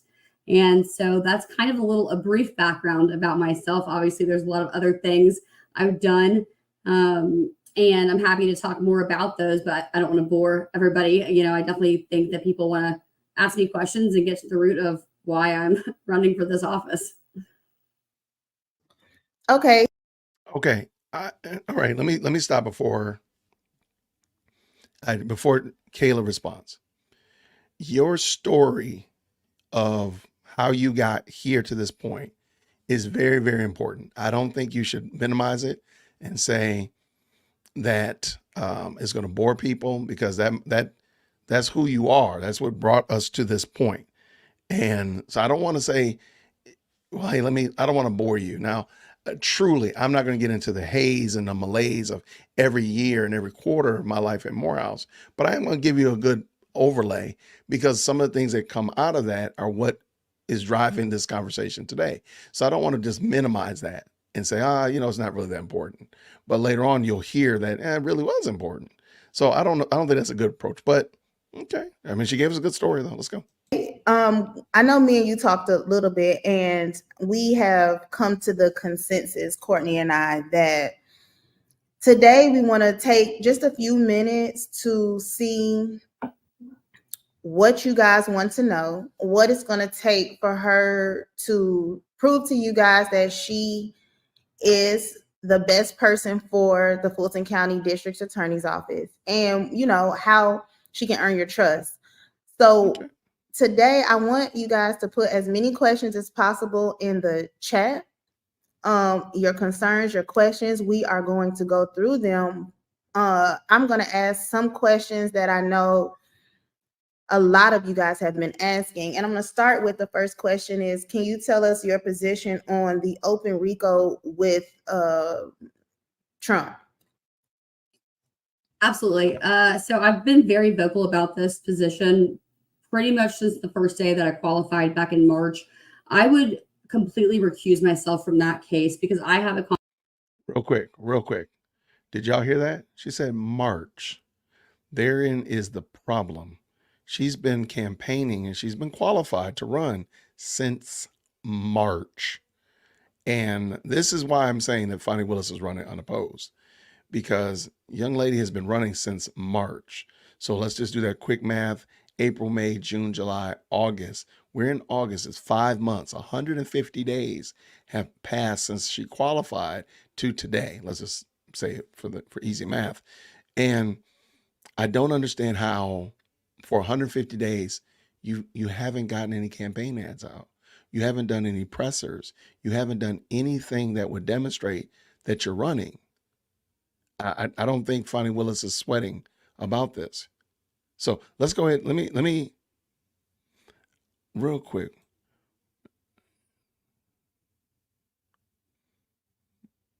Okay. The problem is Vanderveer. The problem is people don't know about her. People don't know her name. Apart from her putting out that tweet, which again took nothing to put out. It didn't take any time for her to put it out. I mean, she literally could have put that out while she's sitting at the dinner table. Why didn't you do that 150 days ago? That would have changed the whole game. If she had said that early on, like, part of my platform is we're not going to use RICO as a weapon. We're not going to use RICO to retell stories and create narratives that we want to tell and that we want to people to believe. That would have been different. But let her go, Jason. Let her go. Conflict of interest. It's not a secret that I worked in the White House. It's not a secret that I worked for Trump during 2020 as a consultant, not as a lawyer, but as a consultant. And it's also not a secret that I worked for, I was an associate with Smith & List, so Ray Smith, who is a current defendant in that case. So I would 100% recuse myself from that case. That's all I can say about it. And past that, I wouldn't dismiss the case. I can't do that. So I would be not involved in that case whatsoever. Okay. And everybody, of course, knows about the press release you put out a week and a half or so ago regarding the YSL case. Can you just touch bases on that and how you got to that decision? Absolutely, Kayla. I can see some of these comments. So I see people asking, why I waited until now to kind of do or, release that statement. I'm going to be honest. I thought that the case would have kind of been dismissed by this point.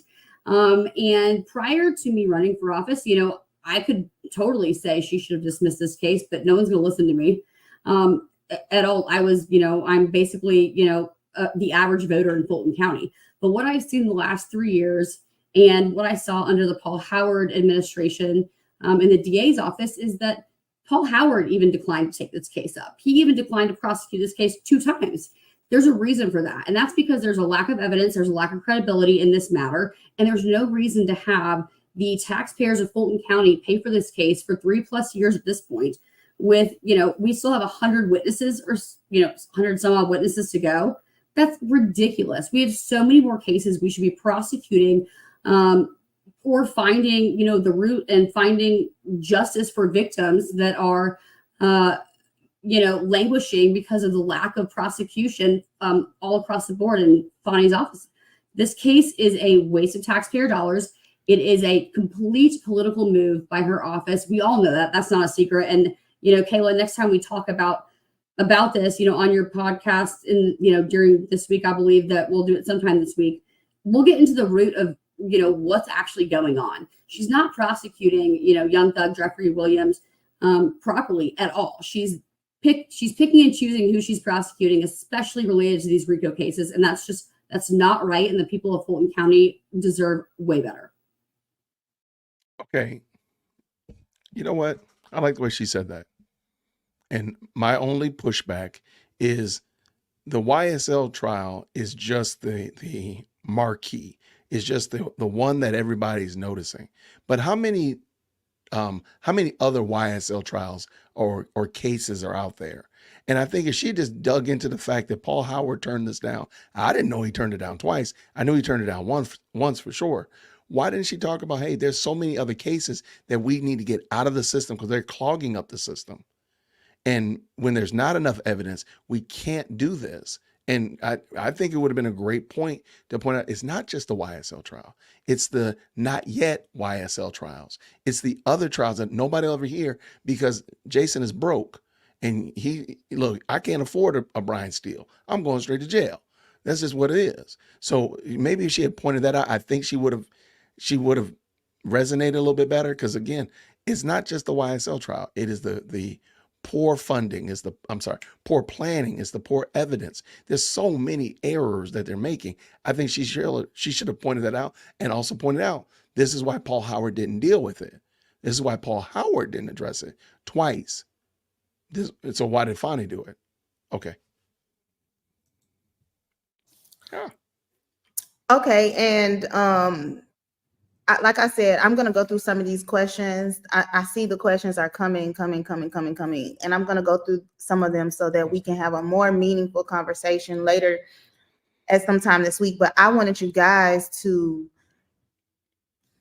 I'm going to put this one. This is important. Can you answer this question? Because I wanted you guys to at least get to see Courtney and Kramer and know her and put a face with the name. And you guys have just been asking me. So I'm going to go through these questions, but some of the most important ones I'm going to let her answer.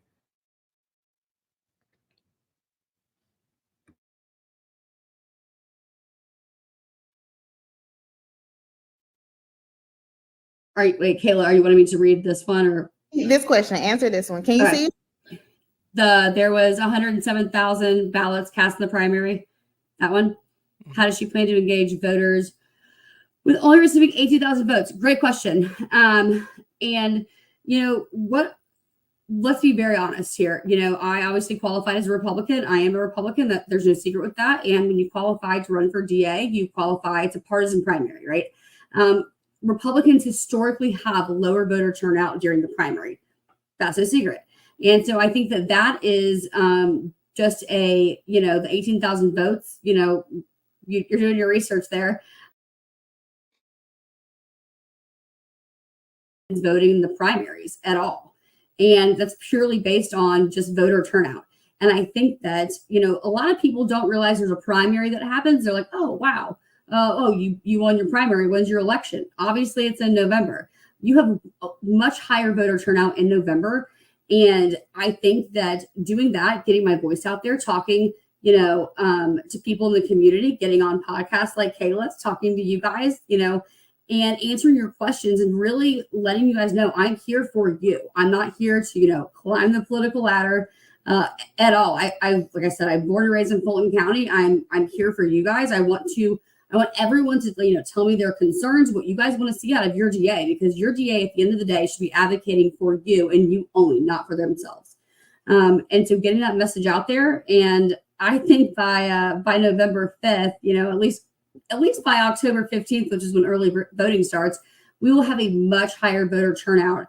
And 18,000 votes, like I said, that's the Republican primary ballot, and the general election, you obviously have way more voters. And I think you're going to see a crossover vote in this race for sure. I think you're going to have a handful of voters who are, registered Democrats or independents that vote whoever they want to vote for on the ballot above me. And then it comes down to the ballot. And I think you have so many people fed up with what's happening in Fulton County that they will cross over that vote and they will vote for somebody else besides Bonnie Willis. And the only other person on that ballot is me, Courtney Kramer. And I'm actually on the top of that ballot for that race. And so I think that you're going to see a much higher turnout than 18,000 votes like you did in the primary. I have a question. Okay, so what did y'all think about that answer? Somebody said I need to let her speak it all the way out. See, Aaron is already in my mind. But what did y'all think about that answer? Voter turnout is low during primaries, which is true. That is a true statement. I think most of us agree and understand that. More turnout during elections, especially during a presidential election. Absolutely, I got you there. But what y'all think about that? Okay, Future said it's giving word salad. Okay, I like how Mo said, what has she done in the past for Fulton County? I think that's a great question. And of course, Aaron was looking at my notes right here. She said, what is the plan to engage though? What is the actual plan? And I think that's the part that is missing from this. I totally get what she's saying. All those other reasons why maybe it was a lower turnout. But just to say, I believe there's going to be crossover vote, what makes you believe that? Like, I believe there'll be a Maserati parked in my garage when I go look at my garage. Well, what's my rationale for believing that though? What am I using to help me to say there's going to be a Maserati in my garage? Well, there should be some, hopefully, Lady Dear World Christians buying me a Maserati because she tore up my upstairs about that bug earlier, right? So it's a gift. That would make sense. Problem is, I kind of know what Lady Dear World Christians finances are looking like, so I don't think that's going to happen. So, like, what is your rationale for saying that? You can say that. You can say that till the cows come home. How do you make that statement, though? All right, let's see what we got here. She just is not building momentum. But she said October 15th. So let's just pretend that today is August 15th. She has 60 days. Okay. Okay. That's the base question. I do think she kind of danced around that question. All right, let's see. It shines through. Inexperience shines through. She said, my name will be at the top of the ballot because of my name being Kramer. I made it right. But no, it starts with a K. So, but still, it would be above Willis. So I got your point. Yes. Excuses, and she doesn't know how to punt to her agenda. Her agenda right now is to steal votes with false hopes. Man, I love it. All right, let's finish this up. Okay, let's go. Too. A lot of people are asking, if you were elected DA, would you keep the current prosecutors that are on this case? Would you allow them to work under your administration? So that's honestly, Kayla, not a question that I would answer right now until I get into that office at all. I've never met with them personally. I don't know them personally, and I actually don't even, we don't know what evidence they have, sitting in front of them as they prosecute this case. So that's not something I would even, respond to or even consider until I get elected into that office. Then I would sit and make the best assessment I could with the people around me. And I think that's the only way that you can determine who would stay on this case, if this case stays. Right. I was going to say, thought you were going to get rid of it. I thought you were going to punt the case. So, yeah, because it doesn't sound like that. She's not giving that she's shutting it down. Or maybe she's saying like, hey, you shut it down, but are you going to keep them in the building? Are they going to still be able to work for you at all? Maybe that's what she's trying to say. Where is her recusal story? She said she was going to recuse herself from the Trump trial. So I don't know. That's what she said. But at the same time, you dropped the case. See, y'all picking it up. Y'all picking up what she throwing down or whatever she doing. Let's see. No, not this. How do you feel? Do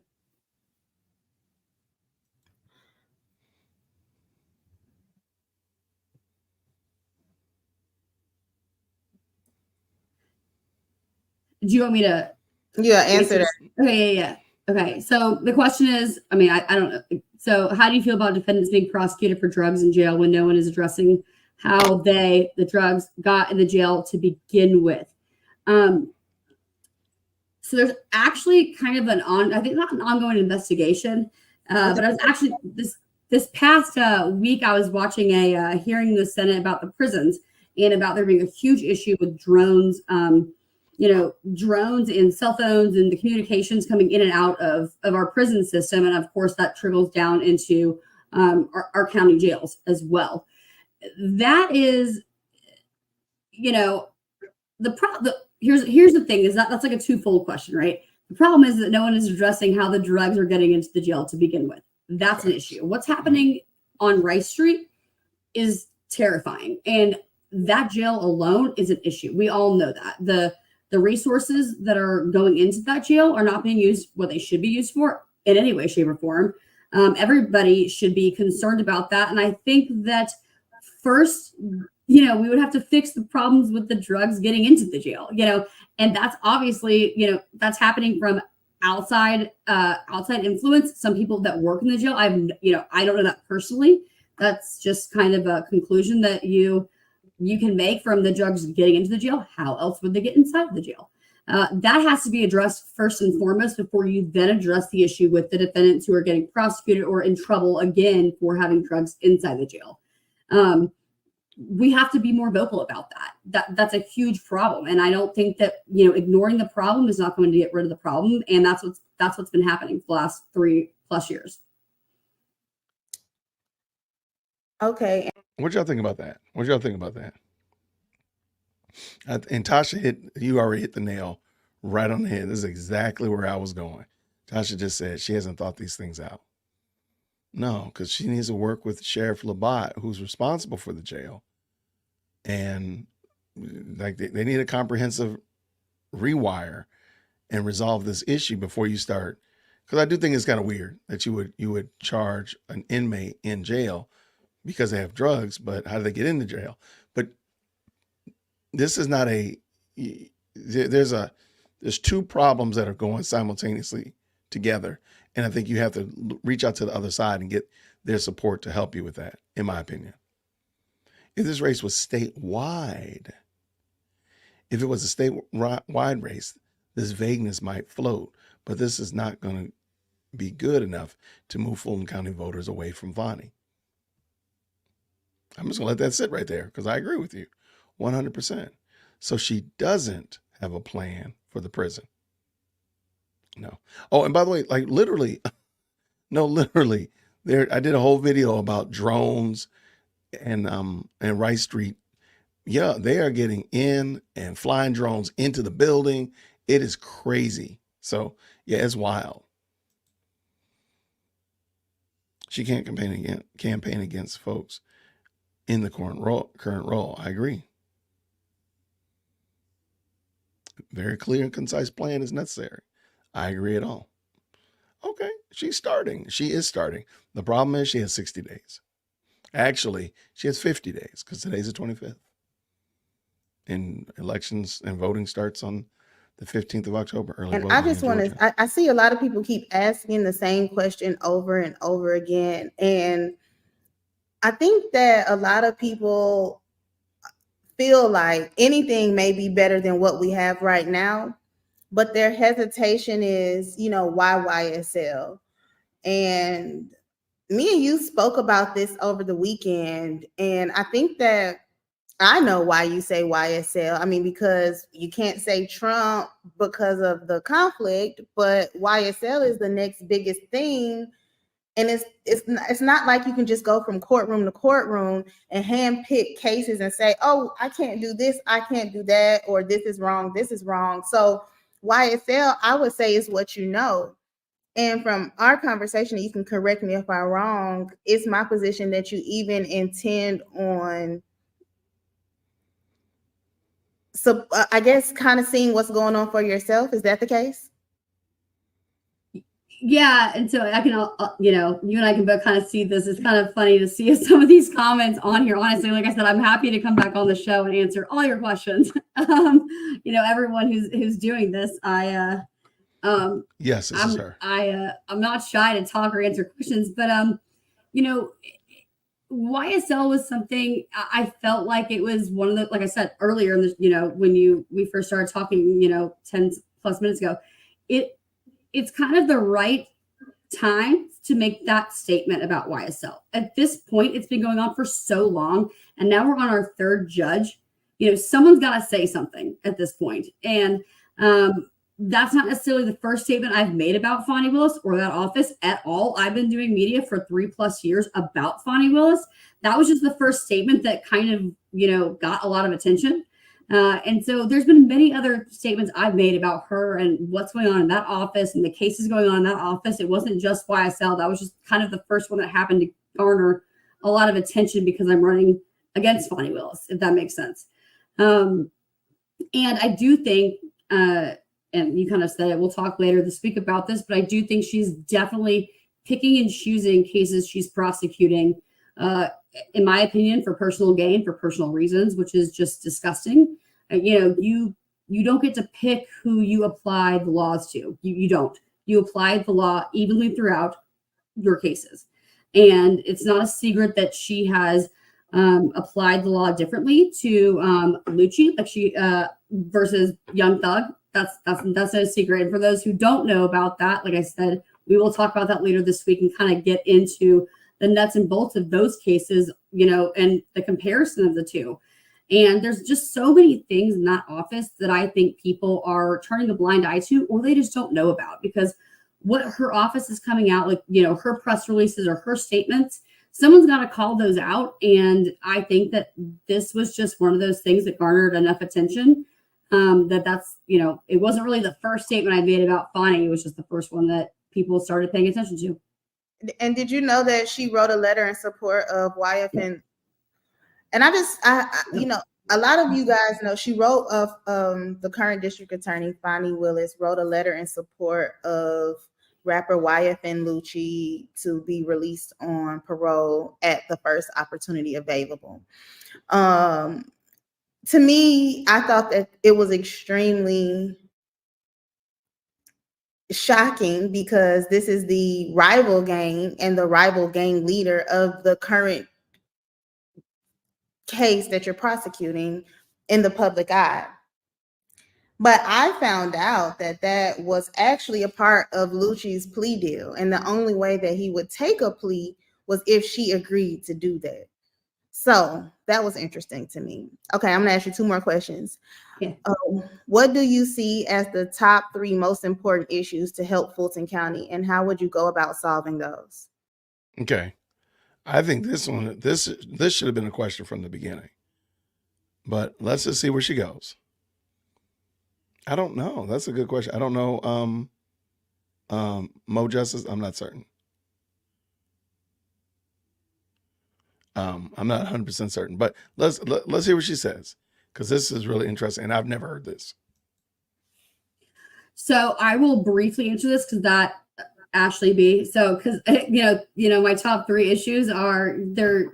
To try to fix those would take kind of a long time to explain, but I will say that one of my top things is prioritizing community safety. I am born and raised in Fulton County, and our county is just not safe. We are the largest county in Georgia. We have the most resources of any county in the state, and we should be the safest county. The capital of Georgia is in our county, and yet somehow, some way, the area around the Capitol and in the Fulton County Courthouse is one of the most unsafe areas in Georgia. That should never happen. You should be able to feel safe getting out of your car, parking on the street, going into Phipps or Lenox or wherever, or parking at Piedmont Park to go on a run. I used to do that all the time. I don't do those kinds of things anymore because it's just not safe.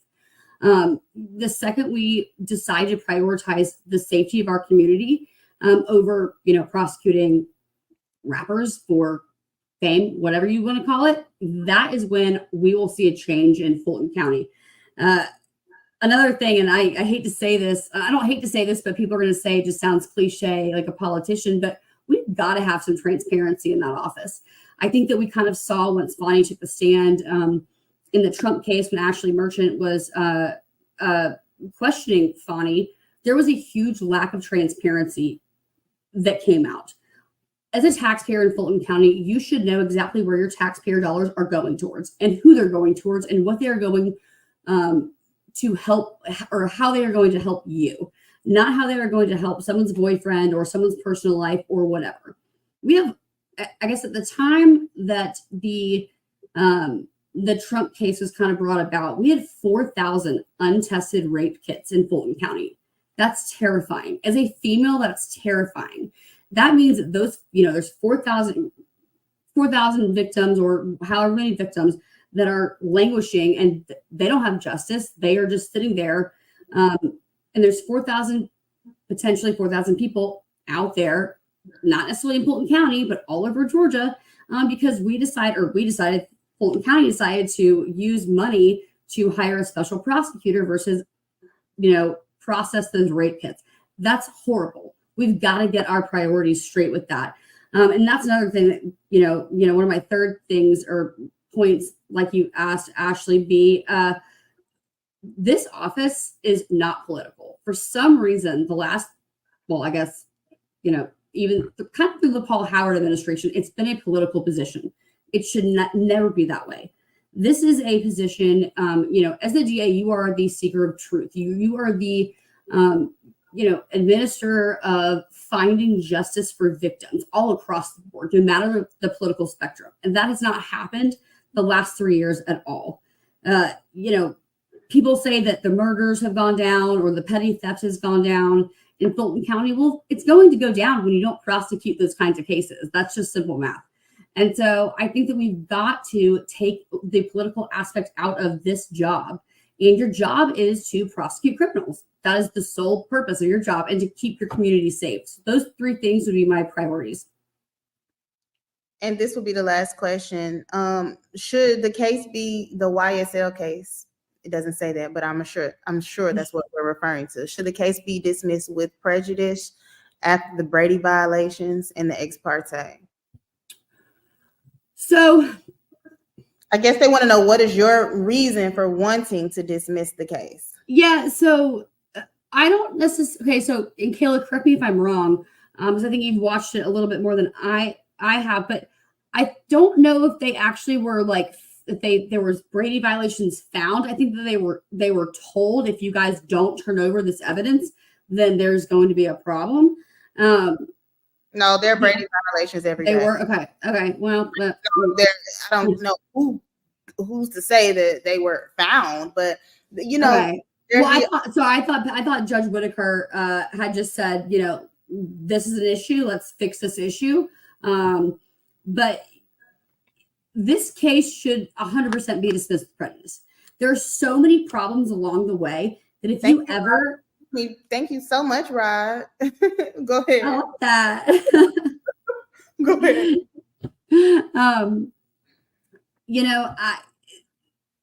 There's no reason for this case. Like I said previously, Paul Howard declined to bring this case. This case shouldn't even be happening right now for good reason, as we've seen, because of these violations, because of the ex parte communications.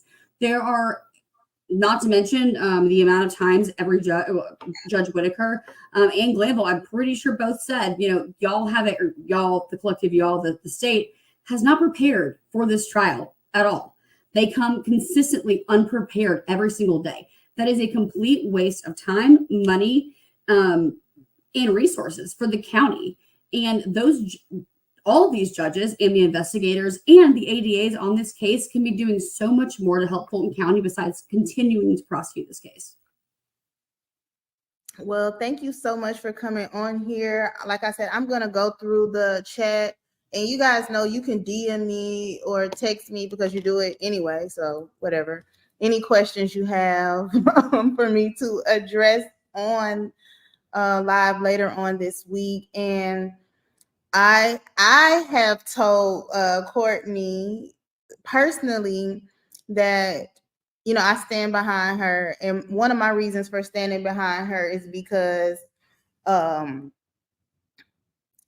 see what this office has done to multiple defense attorneys that have outstanding reputations. And if this is what is being done to defense attorneys who are members of the bar, I can't even imagine what is happening to defendants that we don't know about and that aren't on national TV. And I also think that, some of my defendants have been treated unfairly, and yeah, it's just really saddening to me. So at this point, I hate to say this, I support her because I like her, but we cannot. I don't know if my 5-year-old ran against her, I would have to vote for her, because at this point, we can't allow this corruption to continue. Now, I stand behind Courtney, and I think she is qualified. I think she's going to do a great job. But at the end of the day, you guys have to understand, you just want to talk about voting for the president and voting for this. We have to vote locally. We have to vote for judges. We have to vote for people because you can't be upset about this YSL trial when you don't vote and you don't even know who's running. And I think that Courtney has a great opportunity. I think she has said some great things. She has my full support, and I know that she has the full support of a lot of very smart lawyers who I look up to. And I am so grateful, because this is not an easy task. It's very hard, and I'm thankful that she has stepped up to the plate and is willing to take on this challenge. And I hope that you guys support her, because I'll be supporting her. Thank you, Kayla. I really appreciate that. And like I said, Kayla and I will be on later this week and answering way more questions. Guys, I've challenged her. I'm putting her in a spot. I told her, like, hey, if this is what you're about, come to court with me tomorrow. Hey, I will be there. I told you I will be there. You and I will be in court tomorrow morning at 10 o'clock. Whenever you get done with all of your other hearings, we will be there. And that speaks volumes to me. It definitely makes me feel like, instead of just saying something, she's showing it. And when we spoke on the phone, I told her, like, hey, to sit in that courtroom as an attorney, and I tell attorneys all day long, come sit in the courtroom, come sit in the courtroom, come sit in the courtroom, because what you watch on YouTube is not what you experience in that courtroom. It's completely different. It doesn't compare. It's mind-blowing on YouTube and on TV, but to sit in the courtroom and to see those young men and to see these prosecutors bickering, never having their stuff together, and to see how hard all of these defense attorneys are going, it's something that doesn't compare to the internet. And so I think that you put your money where your mouth is, and her showing up definitely shows that this is not a game. Okay. Thank you so much for having me, Kayla. Okay, thank you so much. So we'll see you later this week. Sounds good. Bye-bye. All right. Well, that was Kayla Bumpus's interview of Courtney Kramer. I want to hear what y'all thought about it. What did y'all think about it? So let me see. This was interesting. Panda the Kitchen says she didn't sound like she really believes in her. Okay. I got you. Why is she doing this from her bedroom? I don't know. That's a good black law student. Okay. All right.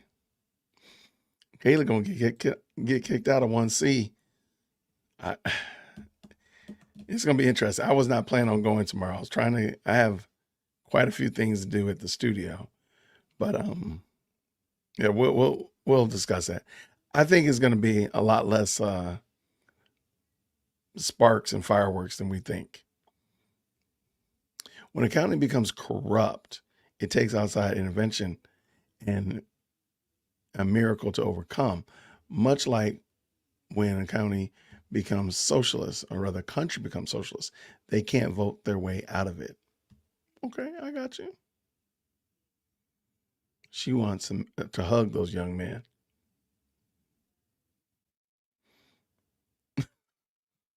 Y'all was wilding out, man.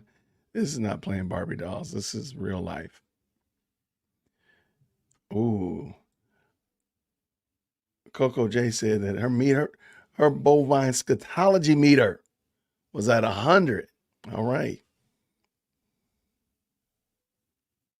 Oh, retired says both of them are in over their heads. But Joanne, people told me that I was wrong.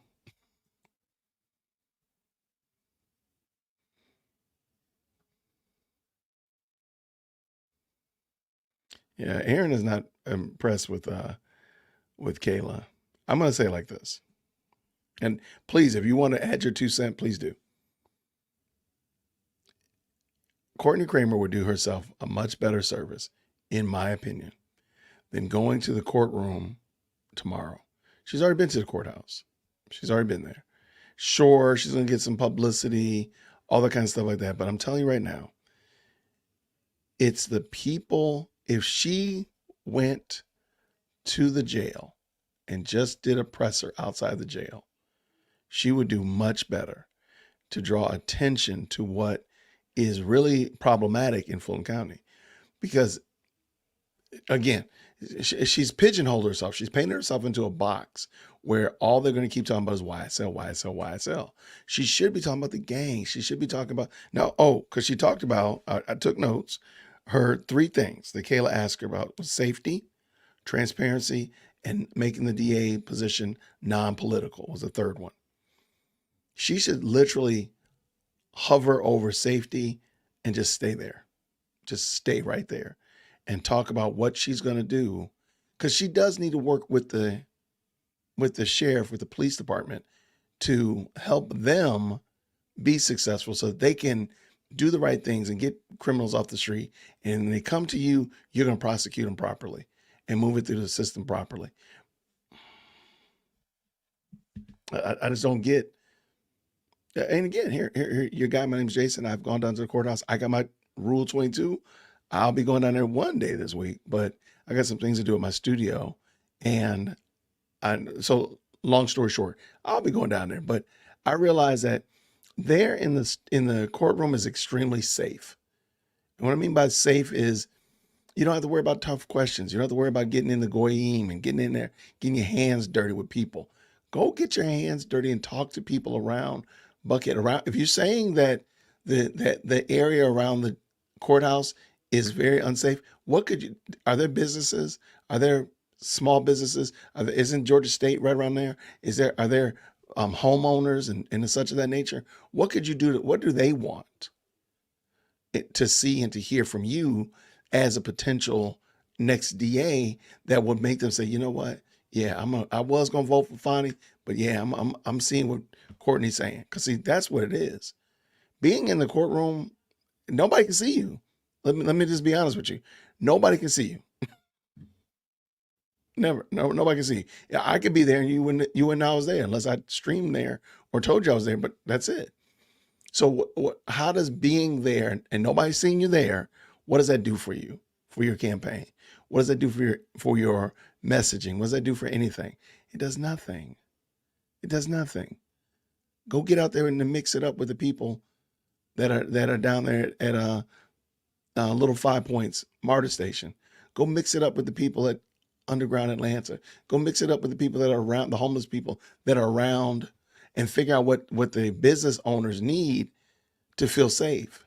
Like do something else. That to me, that's a fool's errand. It's a waste of time. And again, I'll go down there eventually. I'll probably go down there this week as well. But she has my number. But somebody told me that I'm bitter. Somebody told me that I'm bitter that she didn't come on my channel. She don't got to come on my channel. No, I am not. Look, I'm having a good time. I'm having a great time. I don't need Courtney Kramer. I am a Cobb County resident. I can't even vote for her, so it doesn't matter.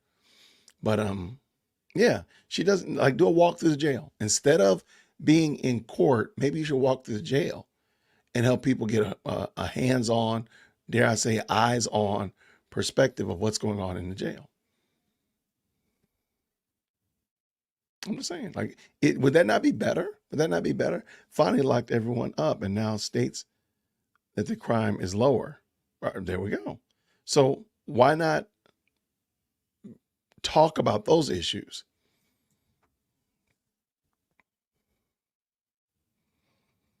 Yeah, if you got a problem with it, dearwokec@gmail.com. Email management. We'll definitely take care of you. Absolutely.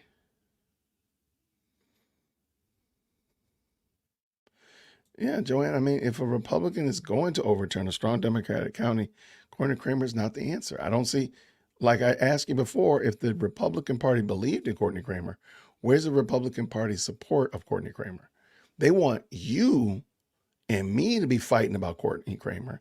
They want you to say you support Courtney Kramer. They want me to say I support Courtney Kramer. But where's the Democratic Party, the Republican Party's support for Courtney Kramer?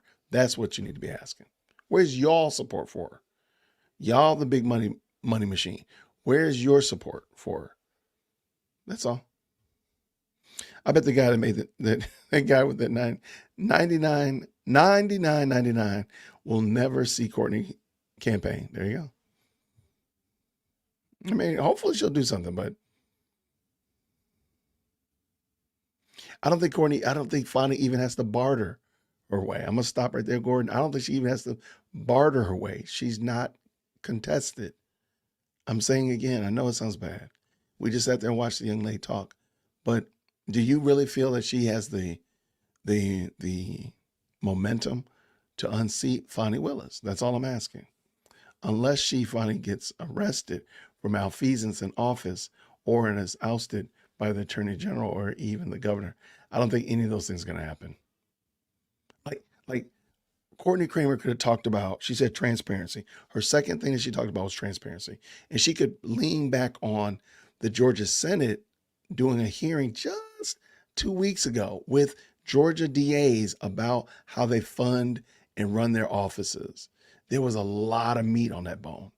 And Courtney Kramer could have easily talked about the mismanagement of funds that they talked about in that session, in that Senate hearing.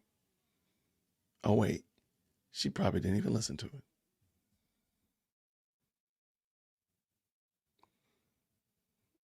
Yeah, see, Future says she reminds me of a local woman who came to a volunteer, AKA photo op at a food bank where I volunteer. She showed up in a blazer, jeans, and heels, took some photos and left. I was not impressed.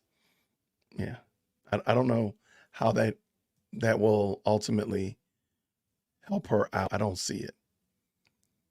In my opinion, in my humble opinion.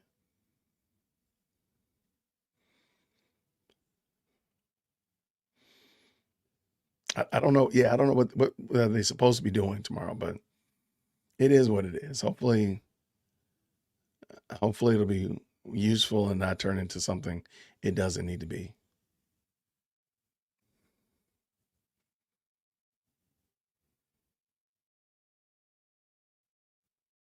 Courtney Kramer has been in Fulton County. She recalls the crime and who is conducting the crime. Yeah. Nobody's not invited. Nobody's not invited. But again, Dodge, I was told that I was being bitter or something of that nature. Look, whatever. If you think that I need Courtney Kramer to come on Dear World Christian, I'm mad because she ain't come on. No, I really wanted to see Fani Willis unseated. I did not want to see. I do think that she's reckless. I do think she's a poor representation of the highly melanated woman that is doing great things. It has the potential of doing great things. I'm married to one of those, and I don't think Fani Willis properly represents my wife. I don't think she properly represents my daughters. So therefore, I did want to see Fani Willis unseated because I don't think that she has very poor management of her staff. Those are very clear and evident sins. We see it all the way back to the wonderful pink dress during the disqualification hearing. She came all the way in and stormed her way in there with no receipts, no evidence, no artifacts to prove her point, and literally confessed on the stand that she money laundered her campaign funds. Fonnie Willis needed to be put out. So, but no, Courtney Kramer don't have to come over here. Absolutely not. She's welcome to. She has my number. She's talked to me, so she has my number. She can call me just as much as she called Kayla. She can call me. I don't. But hear me. It's not a matter of you got to come to me. I don't care nothing about that. I just want to point out some things that people don't understand, and they're not fully putting in the proper context. Like, hey, is not the right one to do what we want to see happen. That's all. It ain't got nothing to do with Jason.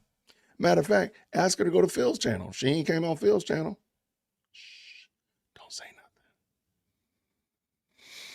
nothing. Let me tell you what I'm not going to do. I am not chasing nobody else's woman.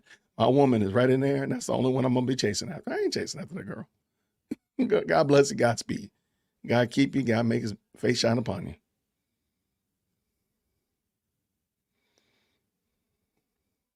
I mean, no, I was told I was bitter. I got to find a comment. There's quite a few comments saying I was bitter about her not taking my advice. Like, I don't look, I got teenage daughters. They don't take my advice. So I got one getting ready to go to college. I'm very well accustomed with women not listening to what I'm telling them to do. That's okay. It don't bother me one bit. Not a bit. Oh no, there was some dusty comment. Thank you. You know what? They're in the dusty comment bin. But hey, let me tell you. I try my best to help out everybody I can. I tell people all the time, I came to YouTube and nobody helped me. Nobody was, trying to give me advice. Nobody was trying to give me ideas. I had to build my own coalition of people, smart people. I had to beg a lot of people, ask a lot of people to, hey, let's get together, let's work together, let's collaborate, blah, blah, blah, blah, blah, blah. And I have some very good content creators that I talk to regularly, probably daily. Okay. But nobody was helping me. But I swore once I got my feet under me and I kind of got a gain of this environment, I was going to use every bit of my skill and my ability to help content creators do great things on YouTube. Maybe I did a good job. Maybe I don't. All I'm saying is that was my goal, my effort, my mission.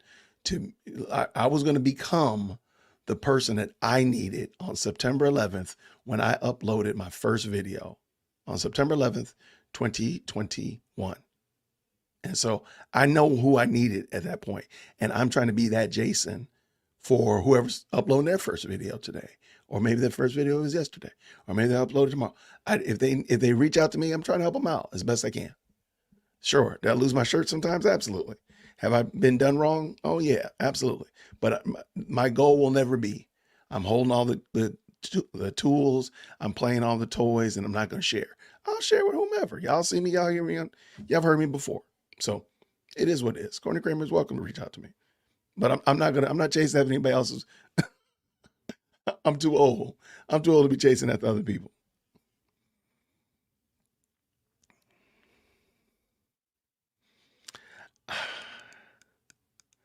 I don't understand how people in Fulton County want Fonnie in office. We got to stop right there.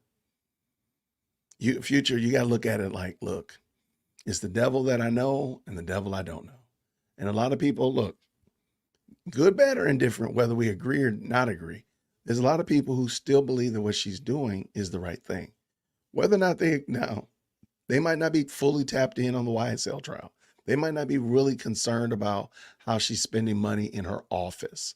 And we're not even talking about the disqualification and Nathan Wade type of stuff. There's still tons and tons of money that gets misused in that office. They probably don't care about that. What they care about is they're saying, hey, you know what? I hate to say it. She's a woman of color. She speaks clearly. She got all these bona fides and accolades. And that's what they're chasing after. That's what they see. So, and again, I mean, there are people who support her for her policies and her agenda, her platform. And I'd like to hear a little bit more about that, but it is what it is. So I just don't see the Fonnie that they see is different from the Fonnie that we see. Let me say it like that.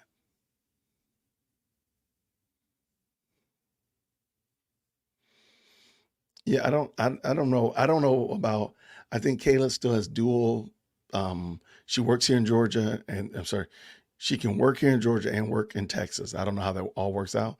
Okay. I hope it works out for her. I don't know.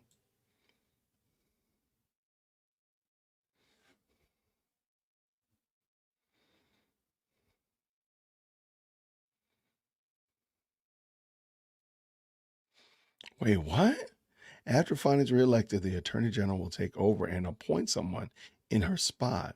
Kramer. Oh, she might be in that seat after all. That's why she doesn't have an initial plan. Yikes. Wow. That's some okay, Monica, you're gonna have to email me on that one. That is, look, that's some high level tinfoil hat. Okay, what is the Attorney General gonna do to remove Fani?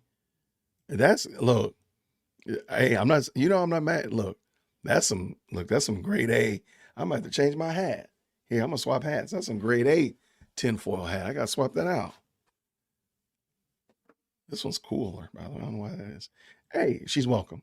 Look, the invitation is always open. I'd rather go to Phil's channel, truth be told. I mean, I know she was supposed to be on Phil's channel recently. I'd rather go to Phil's channel, in my opinion. She can come over here too. I got questions for her. And I will give you all time to ask questions as well. Bonnie put herself in this position. It's a shame that we are in charge of our leadership. Nothing has changed. I agree 100%. I see what you're doing there. Is the crime rate actually lower? There's a lot of, okay. It's kind of like,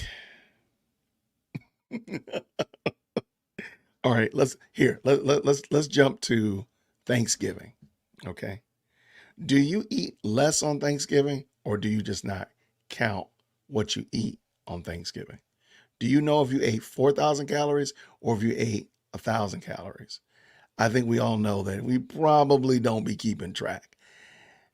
And so you might say, hey, you know what? The 8 vanilla cookies that I swiped when I walked into grandma's house because she's making her famous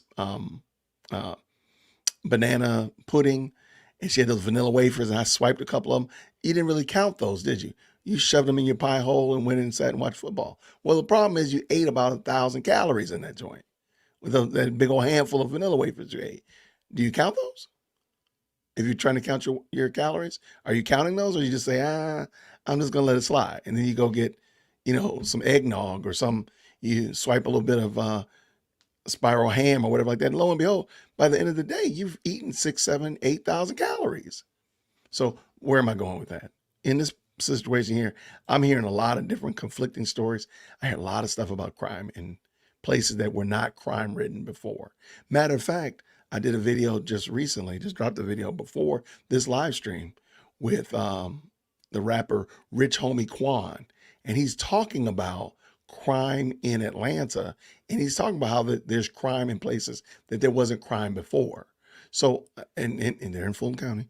So, but they're not being prosecuted. So I don't know if we can say truly crime is down if you're not prosecuting car break-ins or, street side muggings or robberies. I don't know. So I think that question is kind of like, is the crime rate actually lower? And the answer is going to have an asterisk by it. If you say no, it's got an asterisk by it. If you say yes, it's an asterisk by it. And you just got to explain it out some, because I do think there's a lot more to it than that. Yes, I've given, Monica, I've done an entire show on 5 things that Courtney Kramer could do, the 5 strengths that I saw in Fani Willis that Courtney Kramer could capitalize on. Because once I take away your strengths, all you got is your weaknesses. That's it. And once if you're weak in, for example, I'm weak at running. I don't run fast. Matter of fact, it's a wrap. Let's not even do it. If you're chasing after me, I'm just going to turn around and fight you. The problem is I have very strong hands and I'm going to hurt you. So if you take away my very strong hands and ability to hurt you, what do I got? I got to run. And now it's a wrap. I'm done. It's over. I'm done. I'm on the next Friday the 13th movie, whatever. So I've talked about this before. I'll find the video. I hope I didn't sound, somebody told me I sound better. But I'm like, whatever. Hey, if that's what you want to think, hey, I don't have a dog in the race. I live in Cobb County, so I can't even vote for her anyway. And as far as I can tell, I've gone down to the courthouse at least 3 times. They ain't tried to arrest your boy. I follow the law, though, too. Follow the law. So, hey, maybe they're not going to bring your boy up on RICO. I don't know. But it is what it is. Building a channel is a lot of work. It is. Wait, did I miss a conversation? Oh, no, I'm all about constructive criticism. I like being criticized and being constructive and people helping me out. And I try to help people out as best I can. If somebody asks for help, I'm trying not to hold anything back. If you ask me how to start a YouTube channel, how to find black Yetis, or how to get this light to rotate colors back there, I'm going to tell you, because I needed somebody to tell me when I got started. And I've never been one of those cats that's like, I'm not going to give any information. You got to go get it yourself. You got to struggle. Why? You still got to go out there and do the lights and rig them up and set up the app and all that kind of stuff on the computer. You still got to go buy the Yeti. So why am I going to make it hard for you? Like I tell you, hey, I bought it over here. This is these are some Elgato lights back here. The other ones work. Sometimes they don't act right. Whoa. And then sometimes they do. Right? So, hey, I tell you how to work the Stream Deck as best I know. Because if you learn something else, I would love for you to tell me. So that's how I handle it. I'm not trying to, gatekeep or keep you from being able to be productive out here. I want you to be productive, because I don't see you as competition. If you do well out here, it's only going to help me do better. So that's my approach. That's how I handle my studio. Somebody asked me about how to open up a studio. I can tell you what to do wrong. I can tell you, my goodness, in the morning, I can tell you how to start a studio wrong. I was talking to my accountant Tuesday when we were at a alumni meeting, and he just got a hearty chuckle. I was like, my guy, I can tell you exactly what to do wrong about this. And we had a good laugh about it. So, but yeah, that's my approach on it. No, don't go get any cookies. I do not want to be responsible. Look, don't be going to get no cookies. Don't blame it on me. Yeah, see, people got their own strategies. What is this? I learned not to overeat on Thanksgiving. Meat salad, beans, coconut cream pie. I don't think I've ever had coconut cream pie. And maybe cherry pie. Then don't eat much next day. Okay. My strategy is to chug a lot of water. I start the day off with a lot of water. That's always been my success. I know whenever I don't feel good, whenever my clothes don't fit right, I start with, am I drinking enough water? If I start with enough water, that's usually, like if I start the morning off with a lot of water to start the morning off, it really keeps my eating really in check. So yeah, I'm not a good runner. I mean, I used to be, but I've gotten older and I lifted weights for too long, and yeah, running is not my jam. So I'm just going to turn around and just take my bets with, I can knock you out. That's my strategy. So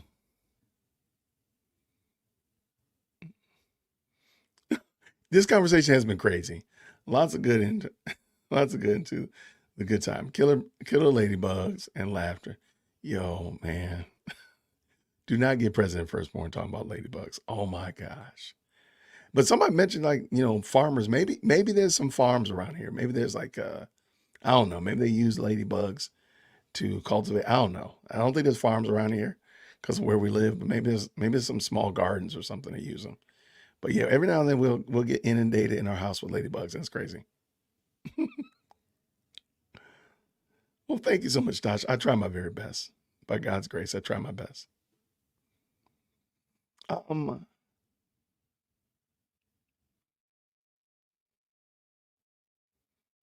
Oh, thank you, John. I appreciate it, brother. Thank you so much. I got to find that comment. I'll find that comment. Maybe I'll do a Dusty Comments unit. Well, we already know we're going to do the Sarah Boone. Was it 58, 60 page? That's crazy. She was just bored. She's like, look, They gave me 60 pieces of paper, slices of paper. I'm about to write on every last one of them. That's what she said. Because I'm like, how did you write that? I can't wait to read it. I cannot wait. That's going to be so fun. That is just wild, man. I don't. Yeah, I don't know. That's a great question. Why would Fulton County, if they watched Kayla's channel, if they watched that interview with Courtney Kramer today, what was said that would make you say, yes, I was going to vote for Fonnie, but now I'm voting over here? What was that? What was the takeaway? What was the one that pushed you over? I was on the edge, but this pushed me over. I don't think so. No, there's going to be no, there will be no quizzes at the end because this live chat was crazy. Yes, my mom is actually, oh my goodness. So my mom, y'all pray for late, Mama, dear woke Christian. So she drove to Illinois. You did hear me say my mom drove. You know that my mom is handicapped. She drove to Illinois to see my great aunt, her dad's sister, who is my last living great aunt. And so she went to our hometown in Illinois. And so she's having a good time. So she's been texting me all day today, and she's having a good time. So prayerfully all will go well, and she'll be back on Wednesday or Thursday morning. So I need to see Courtney's press release. You mean the one that was on Twitter about YSL and stuff? I have that somewhere. Hold on a second. I can get it for you. I mean, I know I have it saved somewhere on my computer. I can grab it real quick because I'm working on, that's something I'm working on, is being able to have better file management. I can't talk about other people when I myself have bad file management. So I found it. Yes, the YSL one. Okay, not a problem. I have it all right here. Bang. Okay, there we go. All right, so, and it's all over Twitter. I can put in an email to you as well, and I will read it very quickly. I think I will. Let me see. Now, something else I need to work on is my multitasking. All right.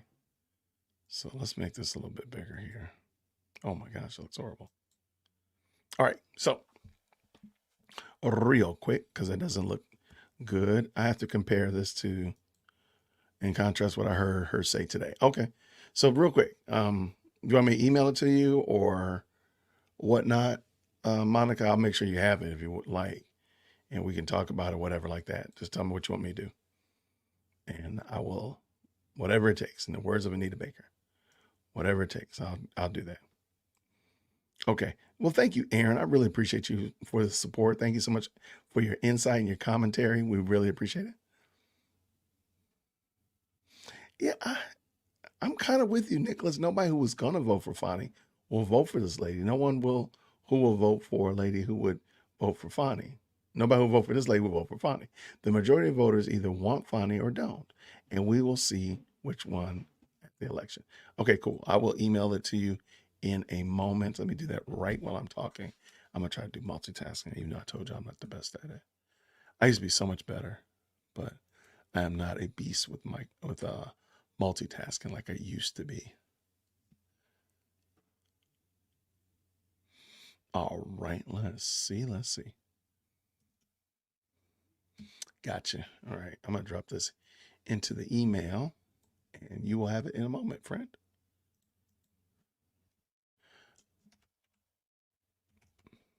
Ignore that spelling error. Ignore that spelling error. Don't judge me, okay?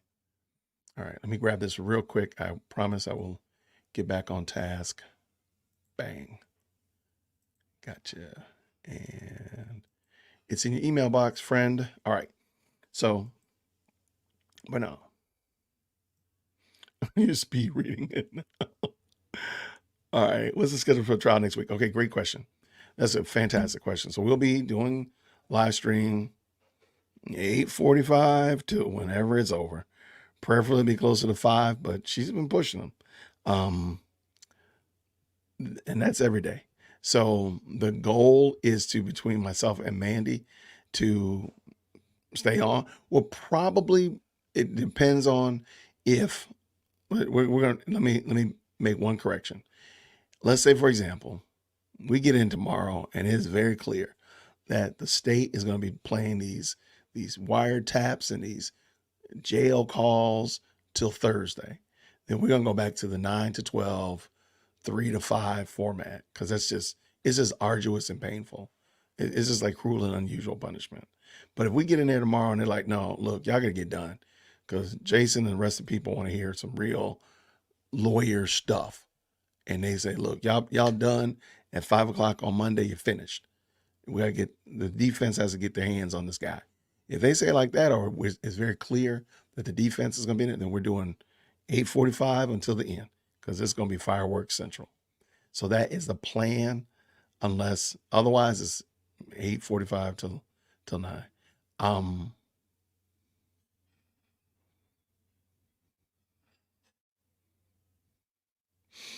I don't know. I saw that and I wasn't certain.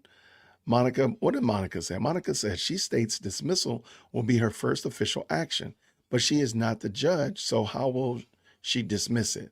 I'm wondering if she can just drop the charges. That's what I was wondering. So I don't know. That's a great question. And if you're a legal mind and you don't know, then we're in a whole bunch of soup. We're in some deep soup over here.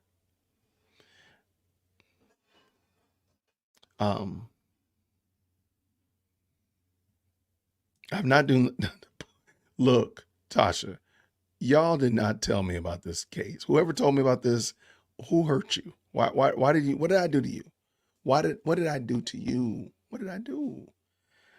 This case is crazy. Okay, y'all.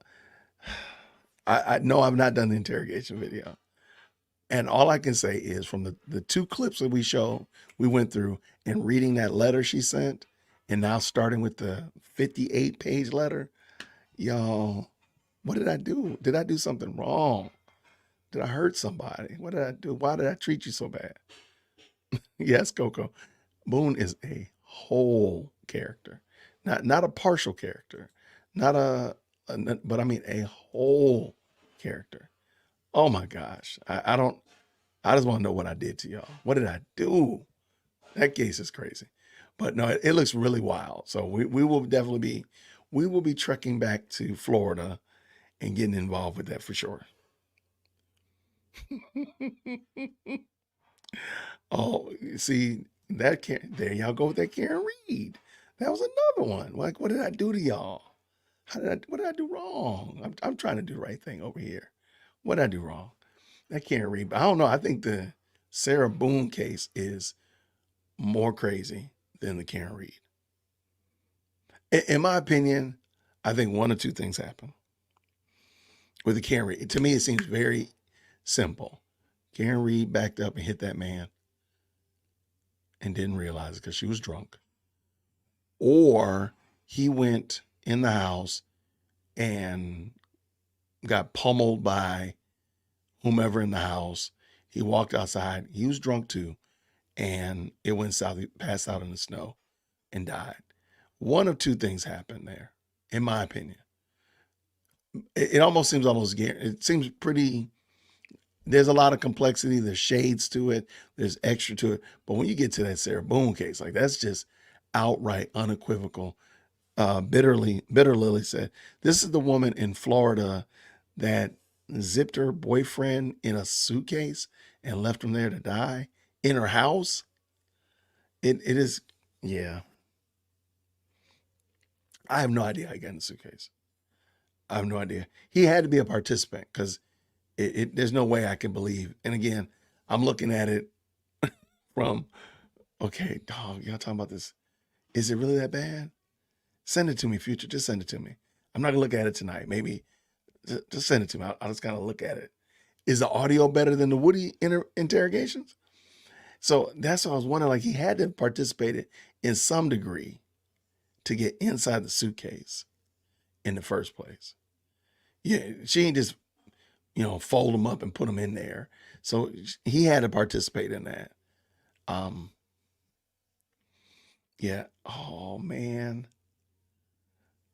Somebody just said, "Oh, I can't wait for you to cover it.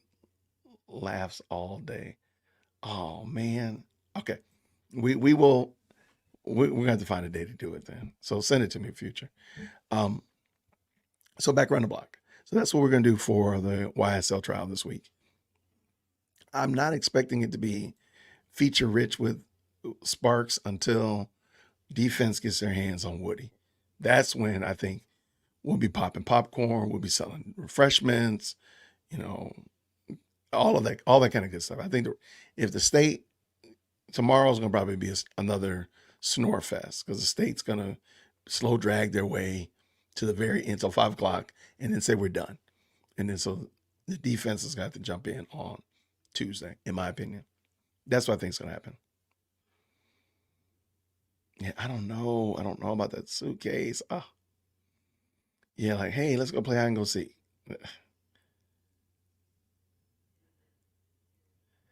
Yeah, I think, in my opinion, it just seemed like she was drunk. And something, a lot of missing pieces, if she hit the man, I don't even know if I agree with her hitting the man, but I'm trying to give you like the two alternatives that make sense to me. All this other stuff is just, they just add to the scenario, but he went in the house, they beat him up, he came outside, he passed out. Or he was walking out of the car, walking up the driveway, and she backed over and hit him and knocked him into the snow, or he got hit and fell into the snow. But, looking at, to me, that's the least likely. What's more likely happens, they got beat up in the house. And they whoever's in the house did it. But that's just my assessment of the Karen Reed.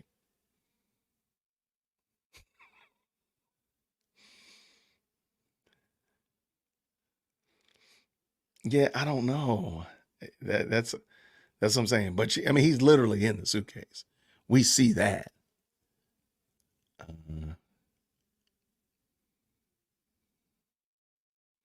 All right, what did you say here? The prosecution witness made it exceedingly obvious that they were framing Karen Reed. I can't imagine how that prosecution could have occurred if Karen hit John. Yeah, and hear me, Nicholas. Thank you so much, Nicholas, proclaimer of the Messiah. I'm new. I'm just learning about it. Somebody sent it to me and they asked me to go over it because we had some downtime on the YSL trial, and so I gave it a little fair go. It's crazy though, so I agree with you. No argument for me at all. I just know that there's definitely some levels. There's levels to this thing, and I don't know what level we are on. We're on level crazy for sure. For some reason or another, my screen is frozen. It is frozen. It will not move on to the next thing. Okay. I'll just leave you right there. So that is that. I will be going through the YSL trial this week. We'll probably maybe do like a little Karen Boone update, maybe for lunch or whatnot like that, or during breaks. Maybe do a little Karen Boone, a little as we're learning, as Future sends me the interrogation video and whatnot. Maybe do like a little 10-minute interrogation with Karen Boone. That might be crazy. That might be crazy the way y'all making it sound. So, but so that's that. And until I'm trying to filibuster because my computer's stuck. Yeah, y'all Apple people can say what y'all want to say. Okay, 1 second. Let me see if I can get this. It is not behaving correctly. Y'all Apple people say what y'all want to say. Macs are not perfect at all. All right, let me see real quick. Sorry about this. It is frozen and will not unfreeze. Interesting. Yeah, it's stuck. Oh well. I appreciate y'all. I am going to show all windows. Okay, there we go.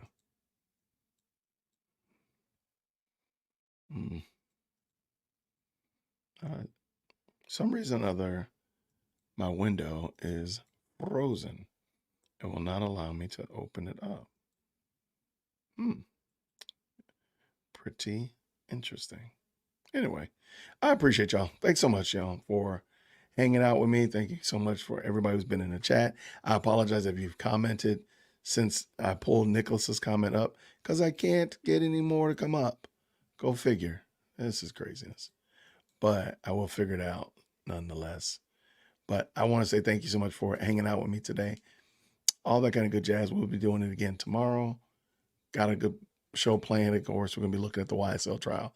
I probably will go down there on Thursday, but I'll give you a heads up because I have a recording at my studio on Tuesday and a recording on Wednesday, and I have to be there. So those are the tentative plans there. But nonetheless, we will still be tackling this YSL trial and the such of that nature. So I can see that I got an email from you, Future. So thank you so much for the email. I just can't open it up.